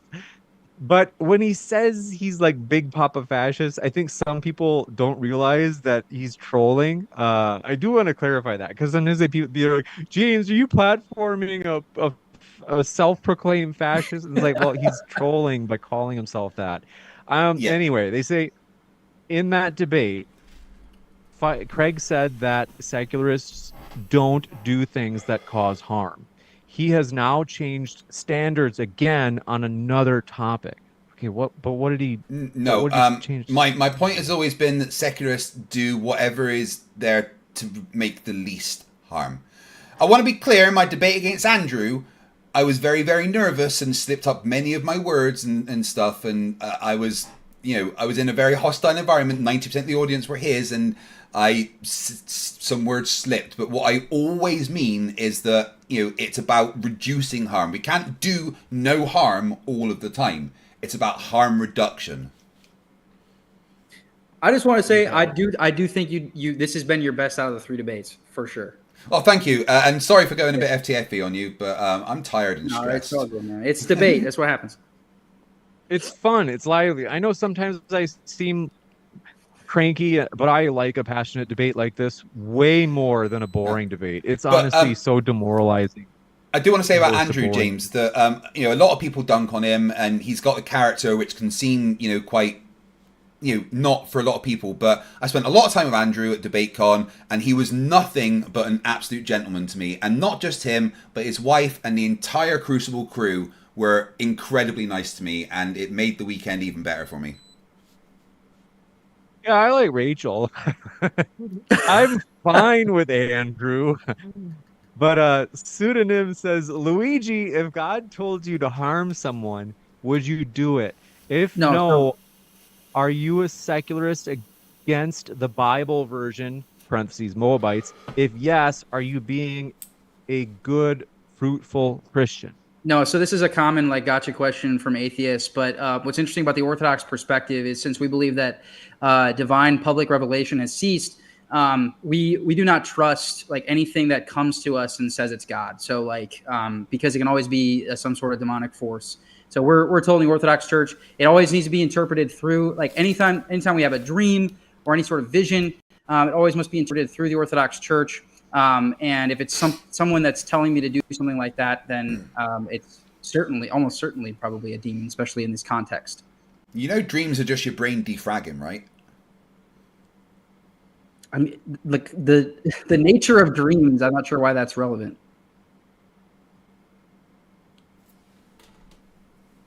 Dreams? What was the last dream you had, Craig? The last dream I had was actually a packing dream because I'm moving home. And here's the thing. I hate these packing dreams because no matter how much you pack, you're never finished and no one else is ever helping and you're always late for what you need to be doing. I hate packing dreams.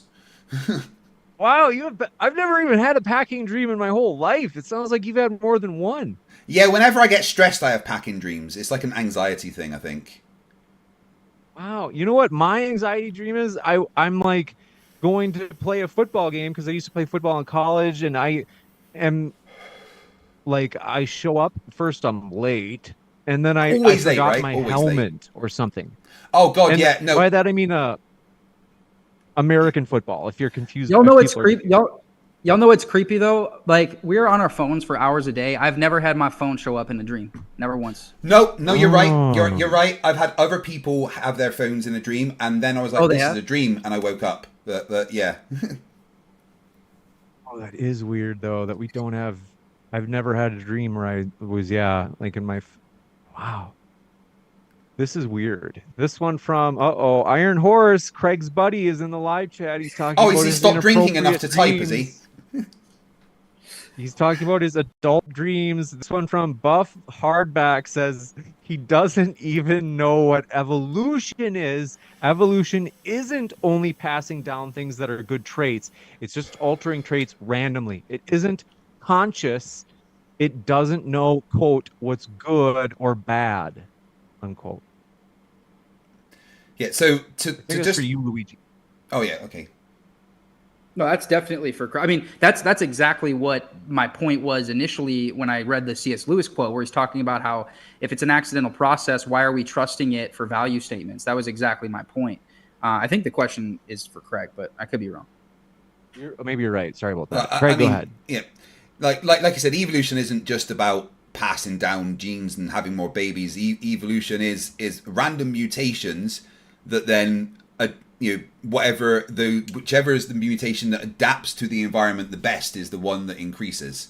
So when Luigi was saying that evolution, it's an evolution imperative to have babies and stuff, that's kind of not what evolution is. That was the point. You got it. This one coming in from Hallie says Craig's epistemic justification.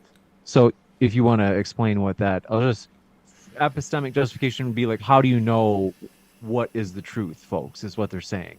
They say Craig's epistemic justification for what harm is about as non-existent as his wiener. Say we W Luigi. I mean, if they want to check out my OnlyFans, they could definitely get to see my humongous wiener. Wow. Oh, Lord have mercy.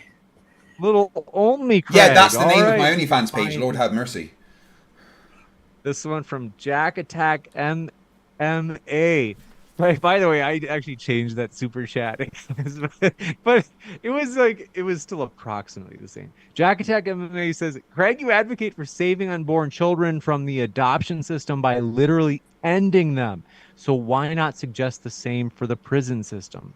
No, I didn't say you should abort instead of let them go into the adoption system. That wasn't the thing that I was saying. I'm saying that one of the results of people not being allowed to abort children that might not be in a situation to have a baby, the result of that is then the child can end up in in the adoption system. And because the majority of the children that go into adoption comes from Christian families, then it shows that just having a bunch of babies isn't necessarily just the best thing. What is important is education around sex and sex protection, and contraception. We shouldn't be in a place where we have to have abortions, and I don't think that anyone should just be able to get an abortion because they've had a baby they don't want. But I do think that abortion is something that is necessary.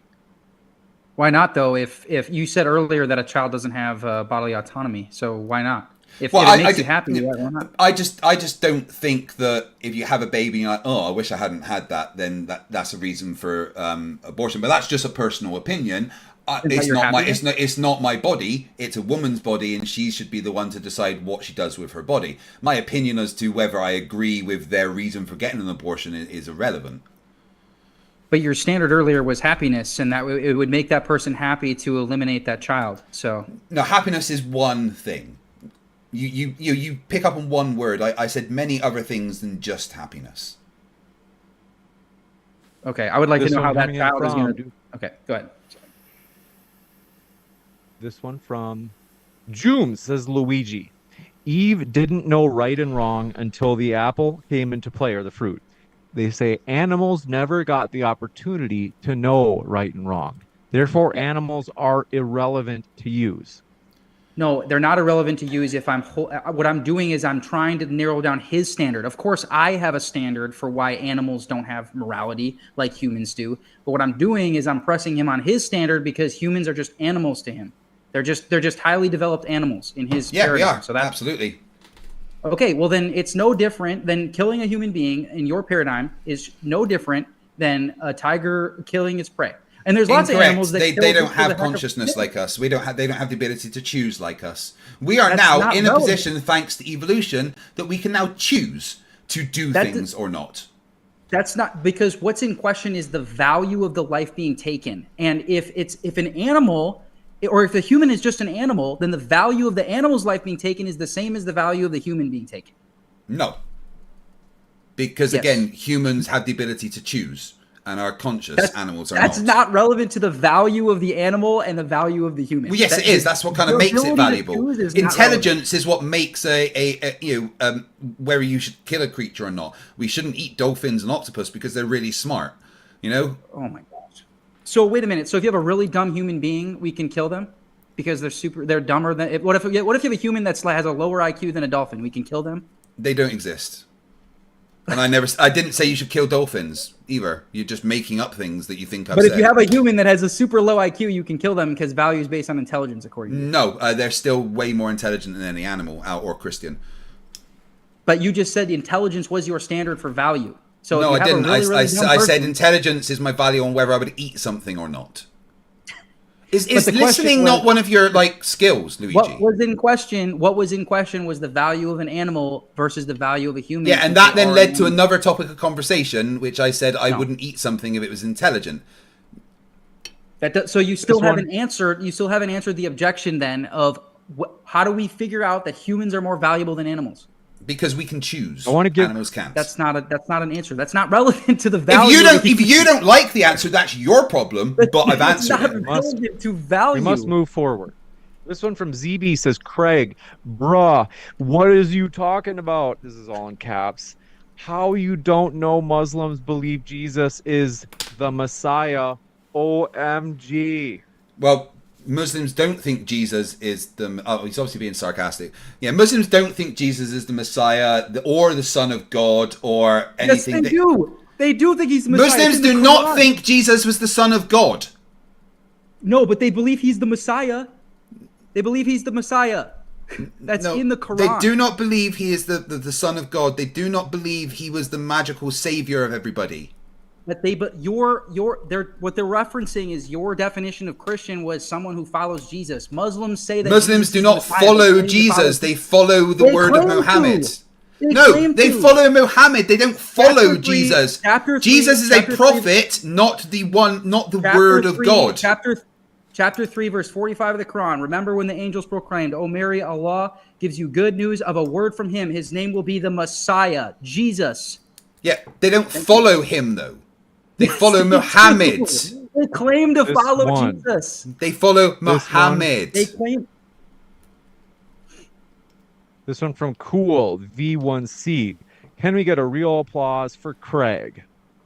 Woo! Come on, James, clap. My hands are occupied. This one One from of them is. Aisha, but I will say this, folks. Our guests, we have more questions, so stick around. Don't leave. Our guests are in the description box. Their links lie, waiting for you. We really do appreciate our guests. In fact, I mean that's like an understatement. They're the lifeblood of the channel, so we are eternally grateful for them. I do have to say, Craig has been such a good sport lately with these. Craig usually debates flat Earth. That's not to say that he hasn't done any reading on religion topics, but it's obviously relative to his like massive specialization in flat Earth versus globe Earth. It is nonetheless like a new topic area, despite having done some reading. So I do want to say we appreciate Craig always being a good sport that way. And we also appreciate Luigi. It's the first time. And I know that Luigi, I could tell while setting up this debate, was the kind of guy that really likes to prepare for debates, which I actually like from debaters because it means like it's going to be a me higher too. quality debate. So I do want to say we appreciate Luigi coming on, especially with my like informal way of setting up debates of just like, hey, yeah, like, here's Let's do it, this man. time, this day. So we do appreciate both of our guests. Check out their links in the description. And Steve from Wimhaven says, you lost me with the justified children sacrifice. The justification of it being wrong is the feeling God put in our hearts telling us it's wrong. Is that for me? I think so. Can you read it one more time? The wording was weird. Can you read it one more time? They say, you lost me with the justified children sacrifice idea. They say the justification of it being wrong is the feeling God put in our hearts telling us that it's wrong. I don't justify child sacrifice. But what I'm saying is that I don't see how anybody who subscribes to something other than God, who is the definition of good, has a leg to stand on to say it's bad. That's my point. God is not the definition of good. Yes, Every he is. dictionary. Can you point to the dictionary where God is included? Because it's not. It's the it's the grounding for goodness, which Again, we've shown. God kills children. Can't be good.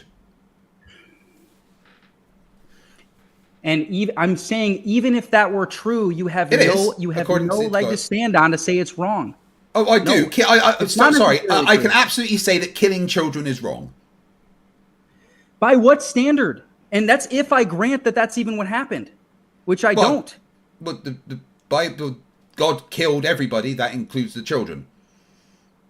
Doesn't say that in the text. So you're. So you're there was no asserting that. child. There was no children on earth when he made the flood. Was there? Well, I've already given the example of the hyperbole with the Amalekites. We've been through this with the Great Flood. I don't. So I don't know how many more did times I God can kill say everybody with the flood? Yes or no? That's not a yes or no question, because there are different kind of is. views on that question. There are different views. Only There are- one of there are those can. plenty of Only one of people- those views can be there are right. plenty- Which one is it? There are plenty of people. Yes, there are plenty of people who believe in a local flood. There are plenty of people who believe A in local flood? What does that mean?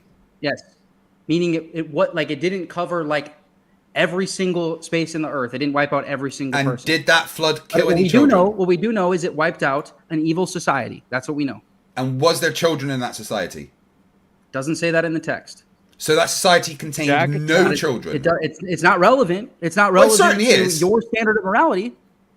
Well, it is. Killing This kids one is from- wrong. Jack. In your opinion, it is. Yep. This one from Jack Attack MMA says, they say, now they're quoting you, Craig. I mean, according to them, they say, Craig, babies could be harmed in adoption care, so we should harm them before they get there. Did I mention that God is evil? Yeah, I didn't say that. Do you get their argument? Yeah, I get their argument, but it's a straw man of what I'm saying. I'm not saying we should abort all babies so they don't go into adoption. That's not what I'm saying.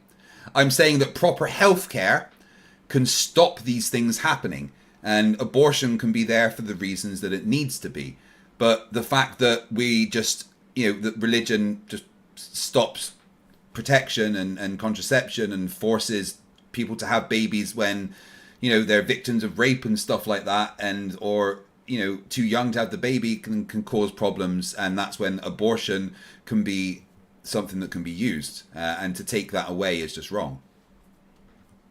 Aisha's Goat says, to the live chat crew, I want to post a question. Someone give me a recommendation. All right. Paulo Longaro says, Craig's right. Muslims follow the teaching of Muhammad, but they recognize Jesus as a prophet. So I think that Paulo is trying to say that, like, the same way Christians might recognize that Moses was a prophet, but they would say that they follow Jesus rather than Moses. Yeah, that's what I was saying. Is like what? Just because they recognize an additional prophet does not mean they don't claim to follow Jesus. That's like saying me saying I follow Jesus means I don't follow Abraham. That's like what that's saying. This one from Justin Henley says, Sodom and Gomorrah. We got that one. Thanks, brother. Aisha's Goat says, Craig, do you recognize denial when it happens to you? Do I recognize denial when it happens to me? Yeah, I've seen many flat earthers in denial that the earth isn't flat until I beat the stupid out. With these guys. I like these guys. Steve from Wormhaven says, thank you. I just realized we got that question. I jumped over a few. This one from Richie says, did we ask this one? Why is murdering someone in the womb okay, Craig? We had one like it. It can't be classed as Lot of- murder because they're. I feel like a lot of these questions are like repeat. Like Yeah. it's like Agreed. like it's like the same thing like 5 times over. We're almost at the end, I promise. Justin Henley says Goken trained Ryu and Ken. I remember Ryu and Ken. Oh no, you're right. They say- Sorry, I said Akuma trained. Right, it was Goku, wasn't it? Not. Yeah, Akuma They was. say- Was he okay. trained by the same And then person then? Because Akuma can do the Hadouken as well. Paulo Longaro says Sodom and Gomorrah. You can also include the flood. God did that, not evil. Yeah, they're basically saying God evil. This is Richie. We got that one. This one from ZB. They say Craig makes low tier arguments about Christianity. He can't even understand how to approach topics under different Christian structures.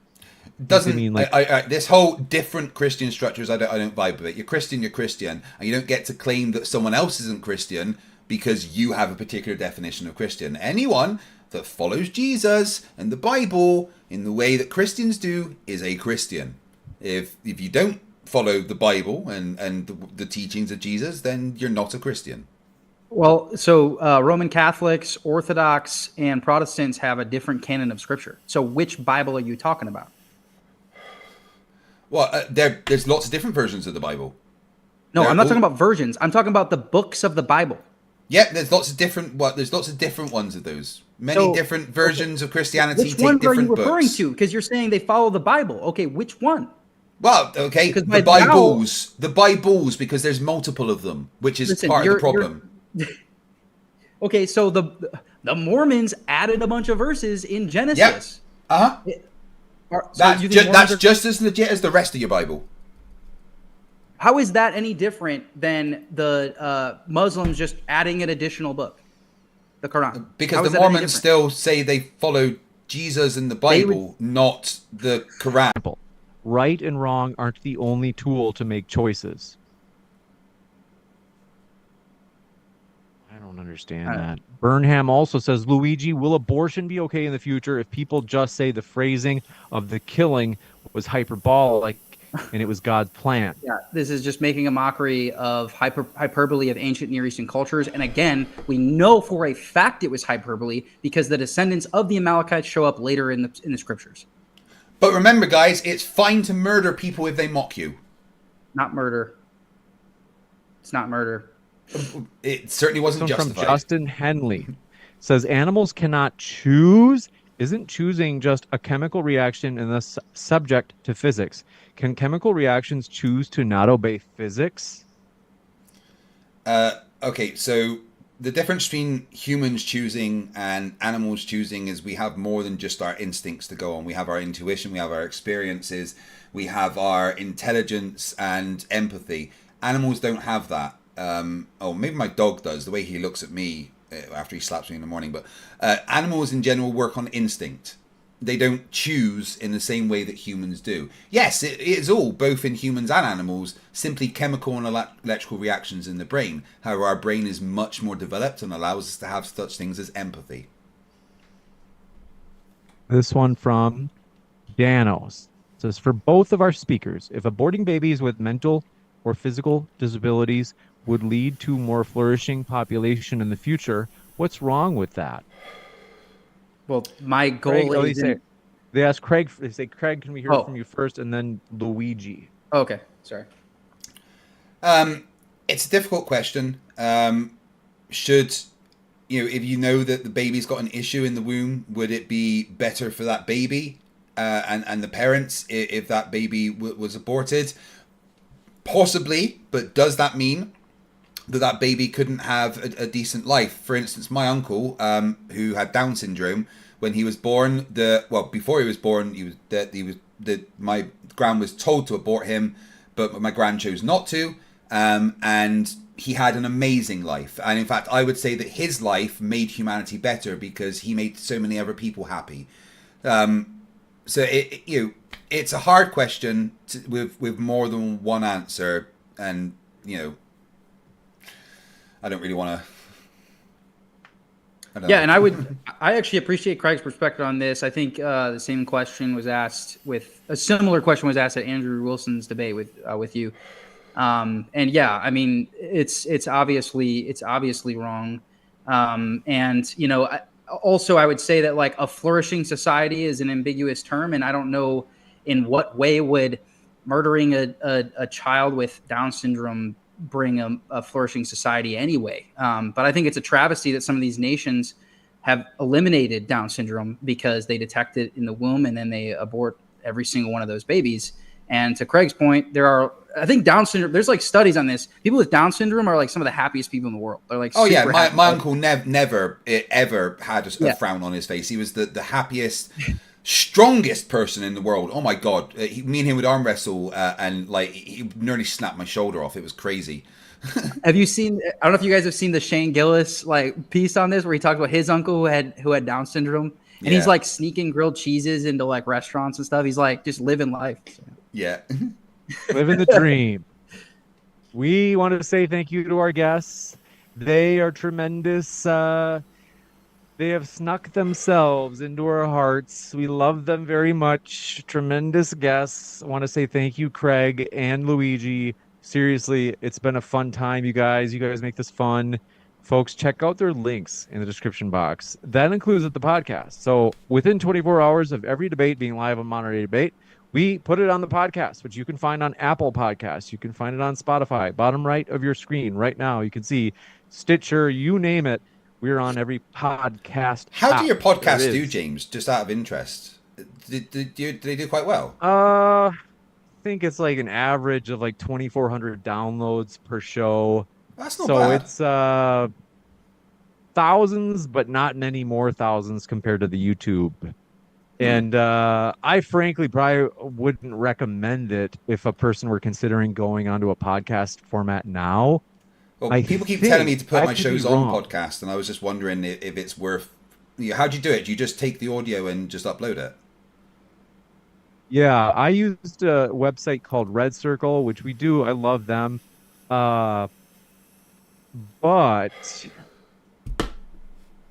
it's just, I think that podcast is going to lose to YouTube. I think that the podcast format is going to die away slowly. Eventually. And I think it's shrinking. And I know that there are some boomers out there that still use it. Not even I use it. And I'm like the most boomer of all. It's just that, I used to download podcasts like Unbelievable and things like that. But now it's just, I use YouTube for everything because data is just so easy. It's so cheap to listen to YouTube wherever you are. So I don't know. I don't know if I'd recommend it. It's just like, man, I think it's kind of going downhill. I think, YouTube even has like now, like they try to, like they've purposely moved into that space where they have like, you can make your YouTube videos like podcast content. Yeah. Basically, I think it just means it's available in the YouTube Music app. I think that's basically the difference. But anyway, I still can't believe you didn't know what Subway Surfers was, James. That's insane. You got to download it and play it now. What was the phrase? I played it in Subway Surfers. I played it all like in high school. I used to play that game. Really? Subway Surfers. Let me look this up. This is Jetpack Joyride. Jetpack Joyride. That was also a super fun one. Like Zombieland. Those were all banging back in high school. It's like Subway, like the underground train, not the restaurant. Yeah. Yes. Okay. Well, still cool. Okay. It's like what's the one Temple Temple Run? It's kind of like that one. Yeah. Oh. Really? This is a game that has been popular for a decade. The way that you're wearing these glasses is just like it's even more boomer. It's like, what is this game here? I've never even heard of this game. People in chat, have you heard of this Subway Surfers? I'm just I've heard of Candy Crush. Is that people still play that? Not really. I actually don't know what kids play these days. Roblox. I'm completely connected. But check out our links of our guests in the description box. We really do appreciate them. We're gonna let our guys go. It's they've got a lot of stuff they've got on their plate, so I want to say thank you to them one last time. I'll be back in just a moment with a post-credit scene. Thank you, Craig, and thank you, Luigi. Thank you, gentlemen. It's been a true pleasure. That We was are fun, now thank you. backstage. Great. Yeah. Do you guys do it the same as Crucible, where like you only keep it up if it meets a certain view count, or do you keep all the debates up on YouTube? James keeps everything We up. keep them all up. Okay, great. This one will get enough. Yeah, this will get. Yeah. 'Cause the only reason I ask is I just would want to download it if you were going to take it down, but it sounds like that won't be a problem. So. All right, I'm going to jump off and say goodbye to my chat. Nice to meet you, Luigi. And James, awesome as always, mate. Thank you very much. Yep. Thanks, guys. Have God a good bless. night. Take it easy. Bye. Uh, Well, I think that went pretty well. I feel like I did better in that one than I did in my debate against Jim Bob or Andrew Wilson, because I just went on the attack against Christianity and its foundation for ethics. And yes, that may have come off as me just not liking Christianity, but that's kind of the point. It's very hard to like Christianity when it's full of horrific shit that God did. But guys, thank you very much for being here supporting me. I know that the majority of my subscribers came to me for Flat Earth, but you're going to be seeing a lot more of this, so get used to it. Super chats. We have Mr. Svensson for 20 secs says, reminder to you all, get facepalm protection. Some of you have got it in the post. Mr. Svensson for 20 secs, Christian mukbang with him eating word salad. And I'm sorry if there's been buffering today. My particularly bad for some reason. NA $6.66 says, I chose to be a decent person because I want to, not because of a dictator Sky Daddy. Exactly. Yeah, I killed Jeebas. Artful Dodger $5. In capitalist societies, birth rates decrease with the rise of cost of living. Less money, small families. Both parents work. No time for kids. Yep. Mr. Svensson for 20 secs says, bingo! With their 5th super chat. Thank you very much. Artful Dodger $5. Meta warning. If the majority of people is stupid enough to vote Christo-fascists into lawmaking positions, they chose that. They're not the victim. Artful Dodger $5 says, let's read that one, sorry. Stephen Wormhaven for $5. Was mankind confused on morality of murder prior to the commandments? It seemed like they all thought poorly of it, even prior to the commandments. I don't know, there was a lot of like ritual sacrifice and stuff, I guess. I don't know. Aaron299 says, Craig, start getting him to define everything too. I know. What do you mean by harm? I think you fucking know what I mean by harm, mate. Design Song 1 $5 says, I thought this argument was religion equals ethics. In that framework, what's wrong with Muslims? Muslim ethics are fucking awful. Design Song 1 $5 USA here. What is ethical about higher birth rates with zero healthcare? What are we even talking about? Yeah. Having higher birth rates is not necessarily a good thing.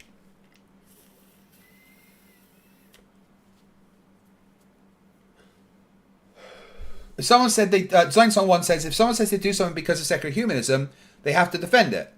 Religion? Oh, I just feel God's hand. He's so good.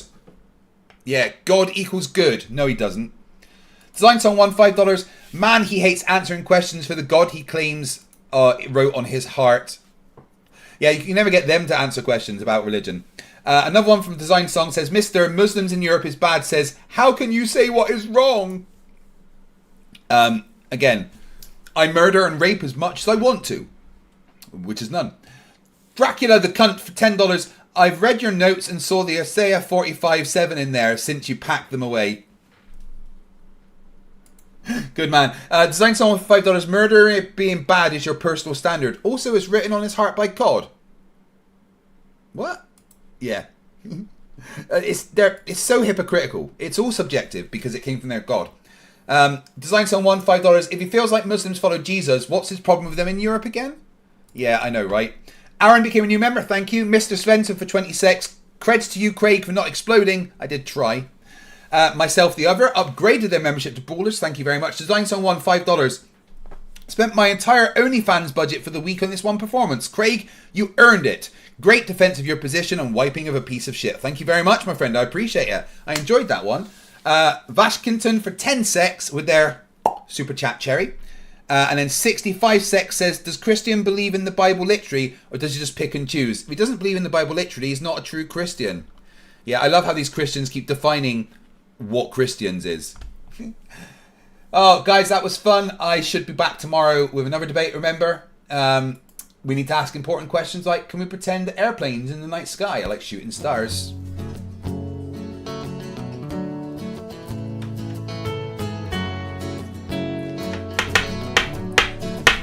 Can we pretend that airplanes in the night sky are like shooting stars?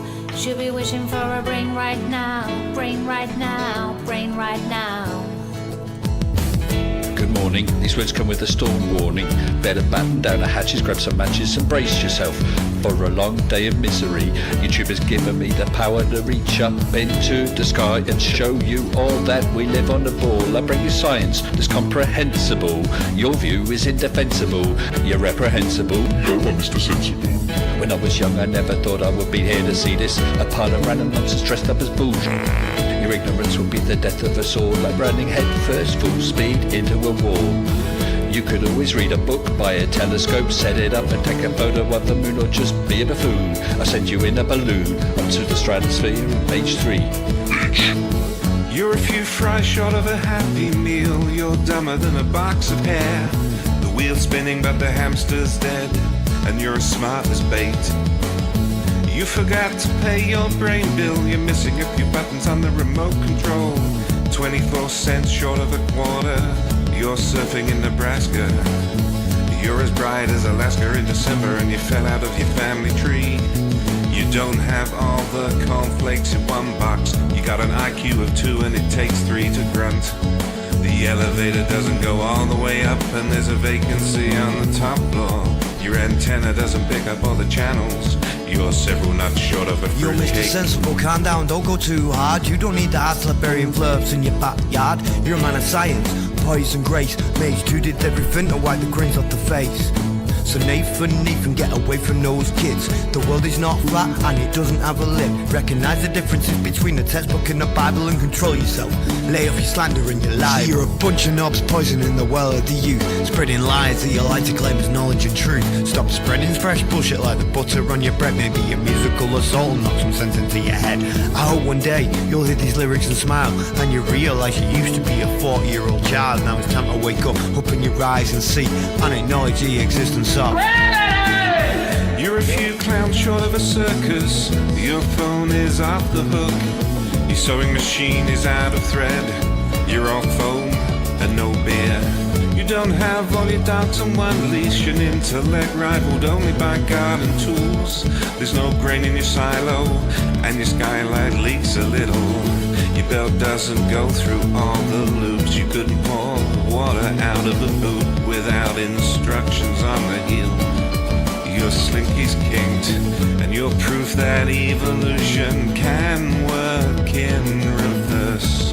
A few feathers short of a whole duck, one fruit loop short of a full bowl. Airplanes in the night sky are like shooting stars. Should be wishing for a brain right now, brain right now, brain right now. Can we pretend that airplanes in the night sky are like shooting stars? Should be wishing for a brain right now, brain right now, brain right now. You thought it was over? Well, I'm still standing while you're swinging, flinging feces, talking shit just like the human centipede. You got the mind of a chimp, and I'm here to expedite your shore leave. Cause I'm a seaman, but not the kind I writ up when your mum's gums. I'm the kind that sailed submarines and fired guns. I could float a boat across the ocean with my eyes closed, circumnavigate the globe with a compass and a bag of sausage rolls. Well, all you can do is nibble on your toes. I'll smack you with the hose that you call the water level, sit and swivel. You nasal gazing muppet, you can stuff it harder than the wallet stuffed by Warren Buffett. And I don't care about your sauces unless you're serving them, and I don't care about your lines unless you're curving them. Now step away from me, you're sucking up my oxygen with the vacuum where your brain should be, you dumb fuck. Thank you everyone for watching. This has been a lovely stream. Yeah, gonna be seeing a lot more of this kind of stuff because Flat Earth's pretty much dead. But thank you everyone for watching. I love every single one of you, just not you, Gary. Guys, the support on the channel is just always mental, and I can never say thank you enough. Yeah, so I'll be back soon. Remember, stupidity's not a right. Fight the Flat Earth. Fight the flat. Fight the flat. Fight the flat. Fight the the flock, fight the flock, fight the flock, fight the flock, fight the flock, fight the flock, fight the flock, fight the flock, The Craig. fight the flock, fight the flock, fight the flock, fight the flock, fight the flock, fight the flock, fight the flock, fight the flock, fight the flock, fight the flock, fight the flock, fight the flock, fight the flock, The Craig. And Katliana comes in there at the end with 50 memberships because she's fucking awesome. Thank you very much. Hi, my name's Nathan Oakley, and I have been lying to people about the Earth being flat for a lot of years. I did this to hide the fact I have a small penis. I'm a dumb flat earther, and I don't understand science. Hey guys, you want to hear a funny story while we're all chatting, dude? I'm dating a first grader. I'm not prepared for that. Level. Good night all. See you soon. And thank you very much, Katliana.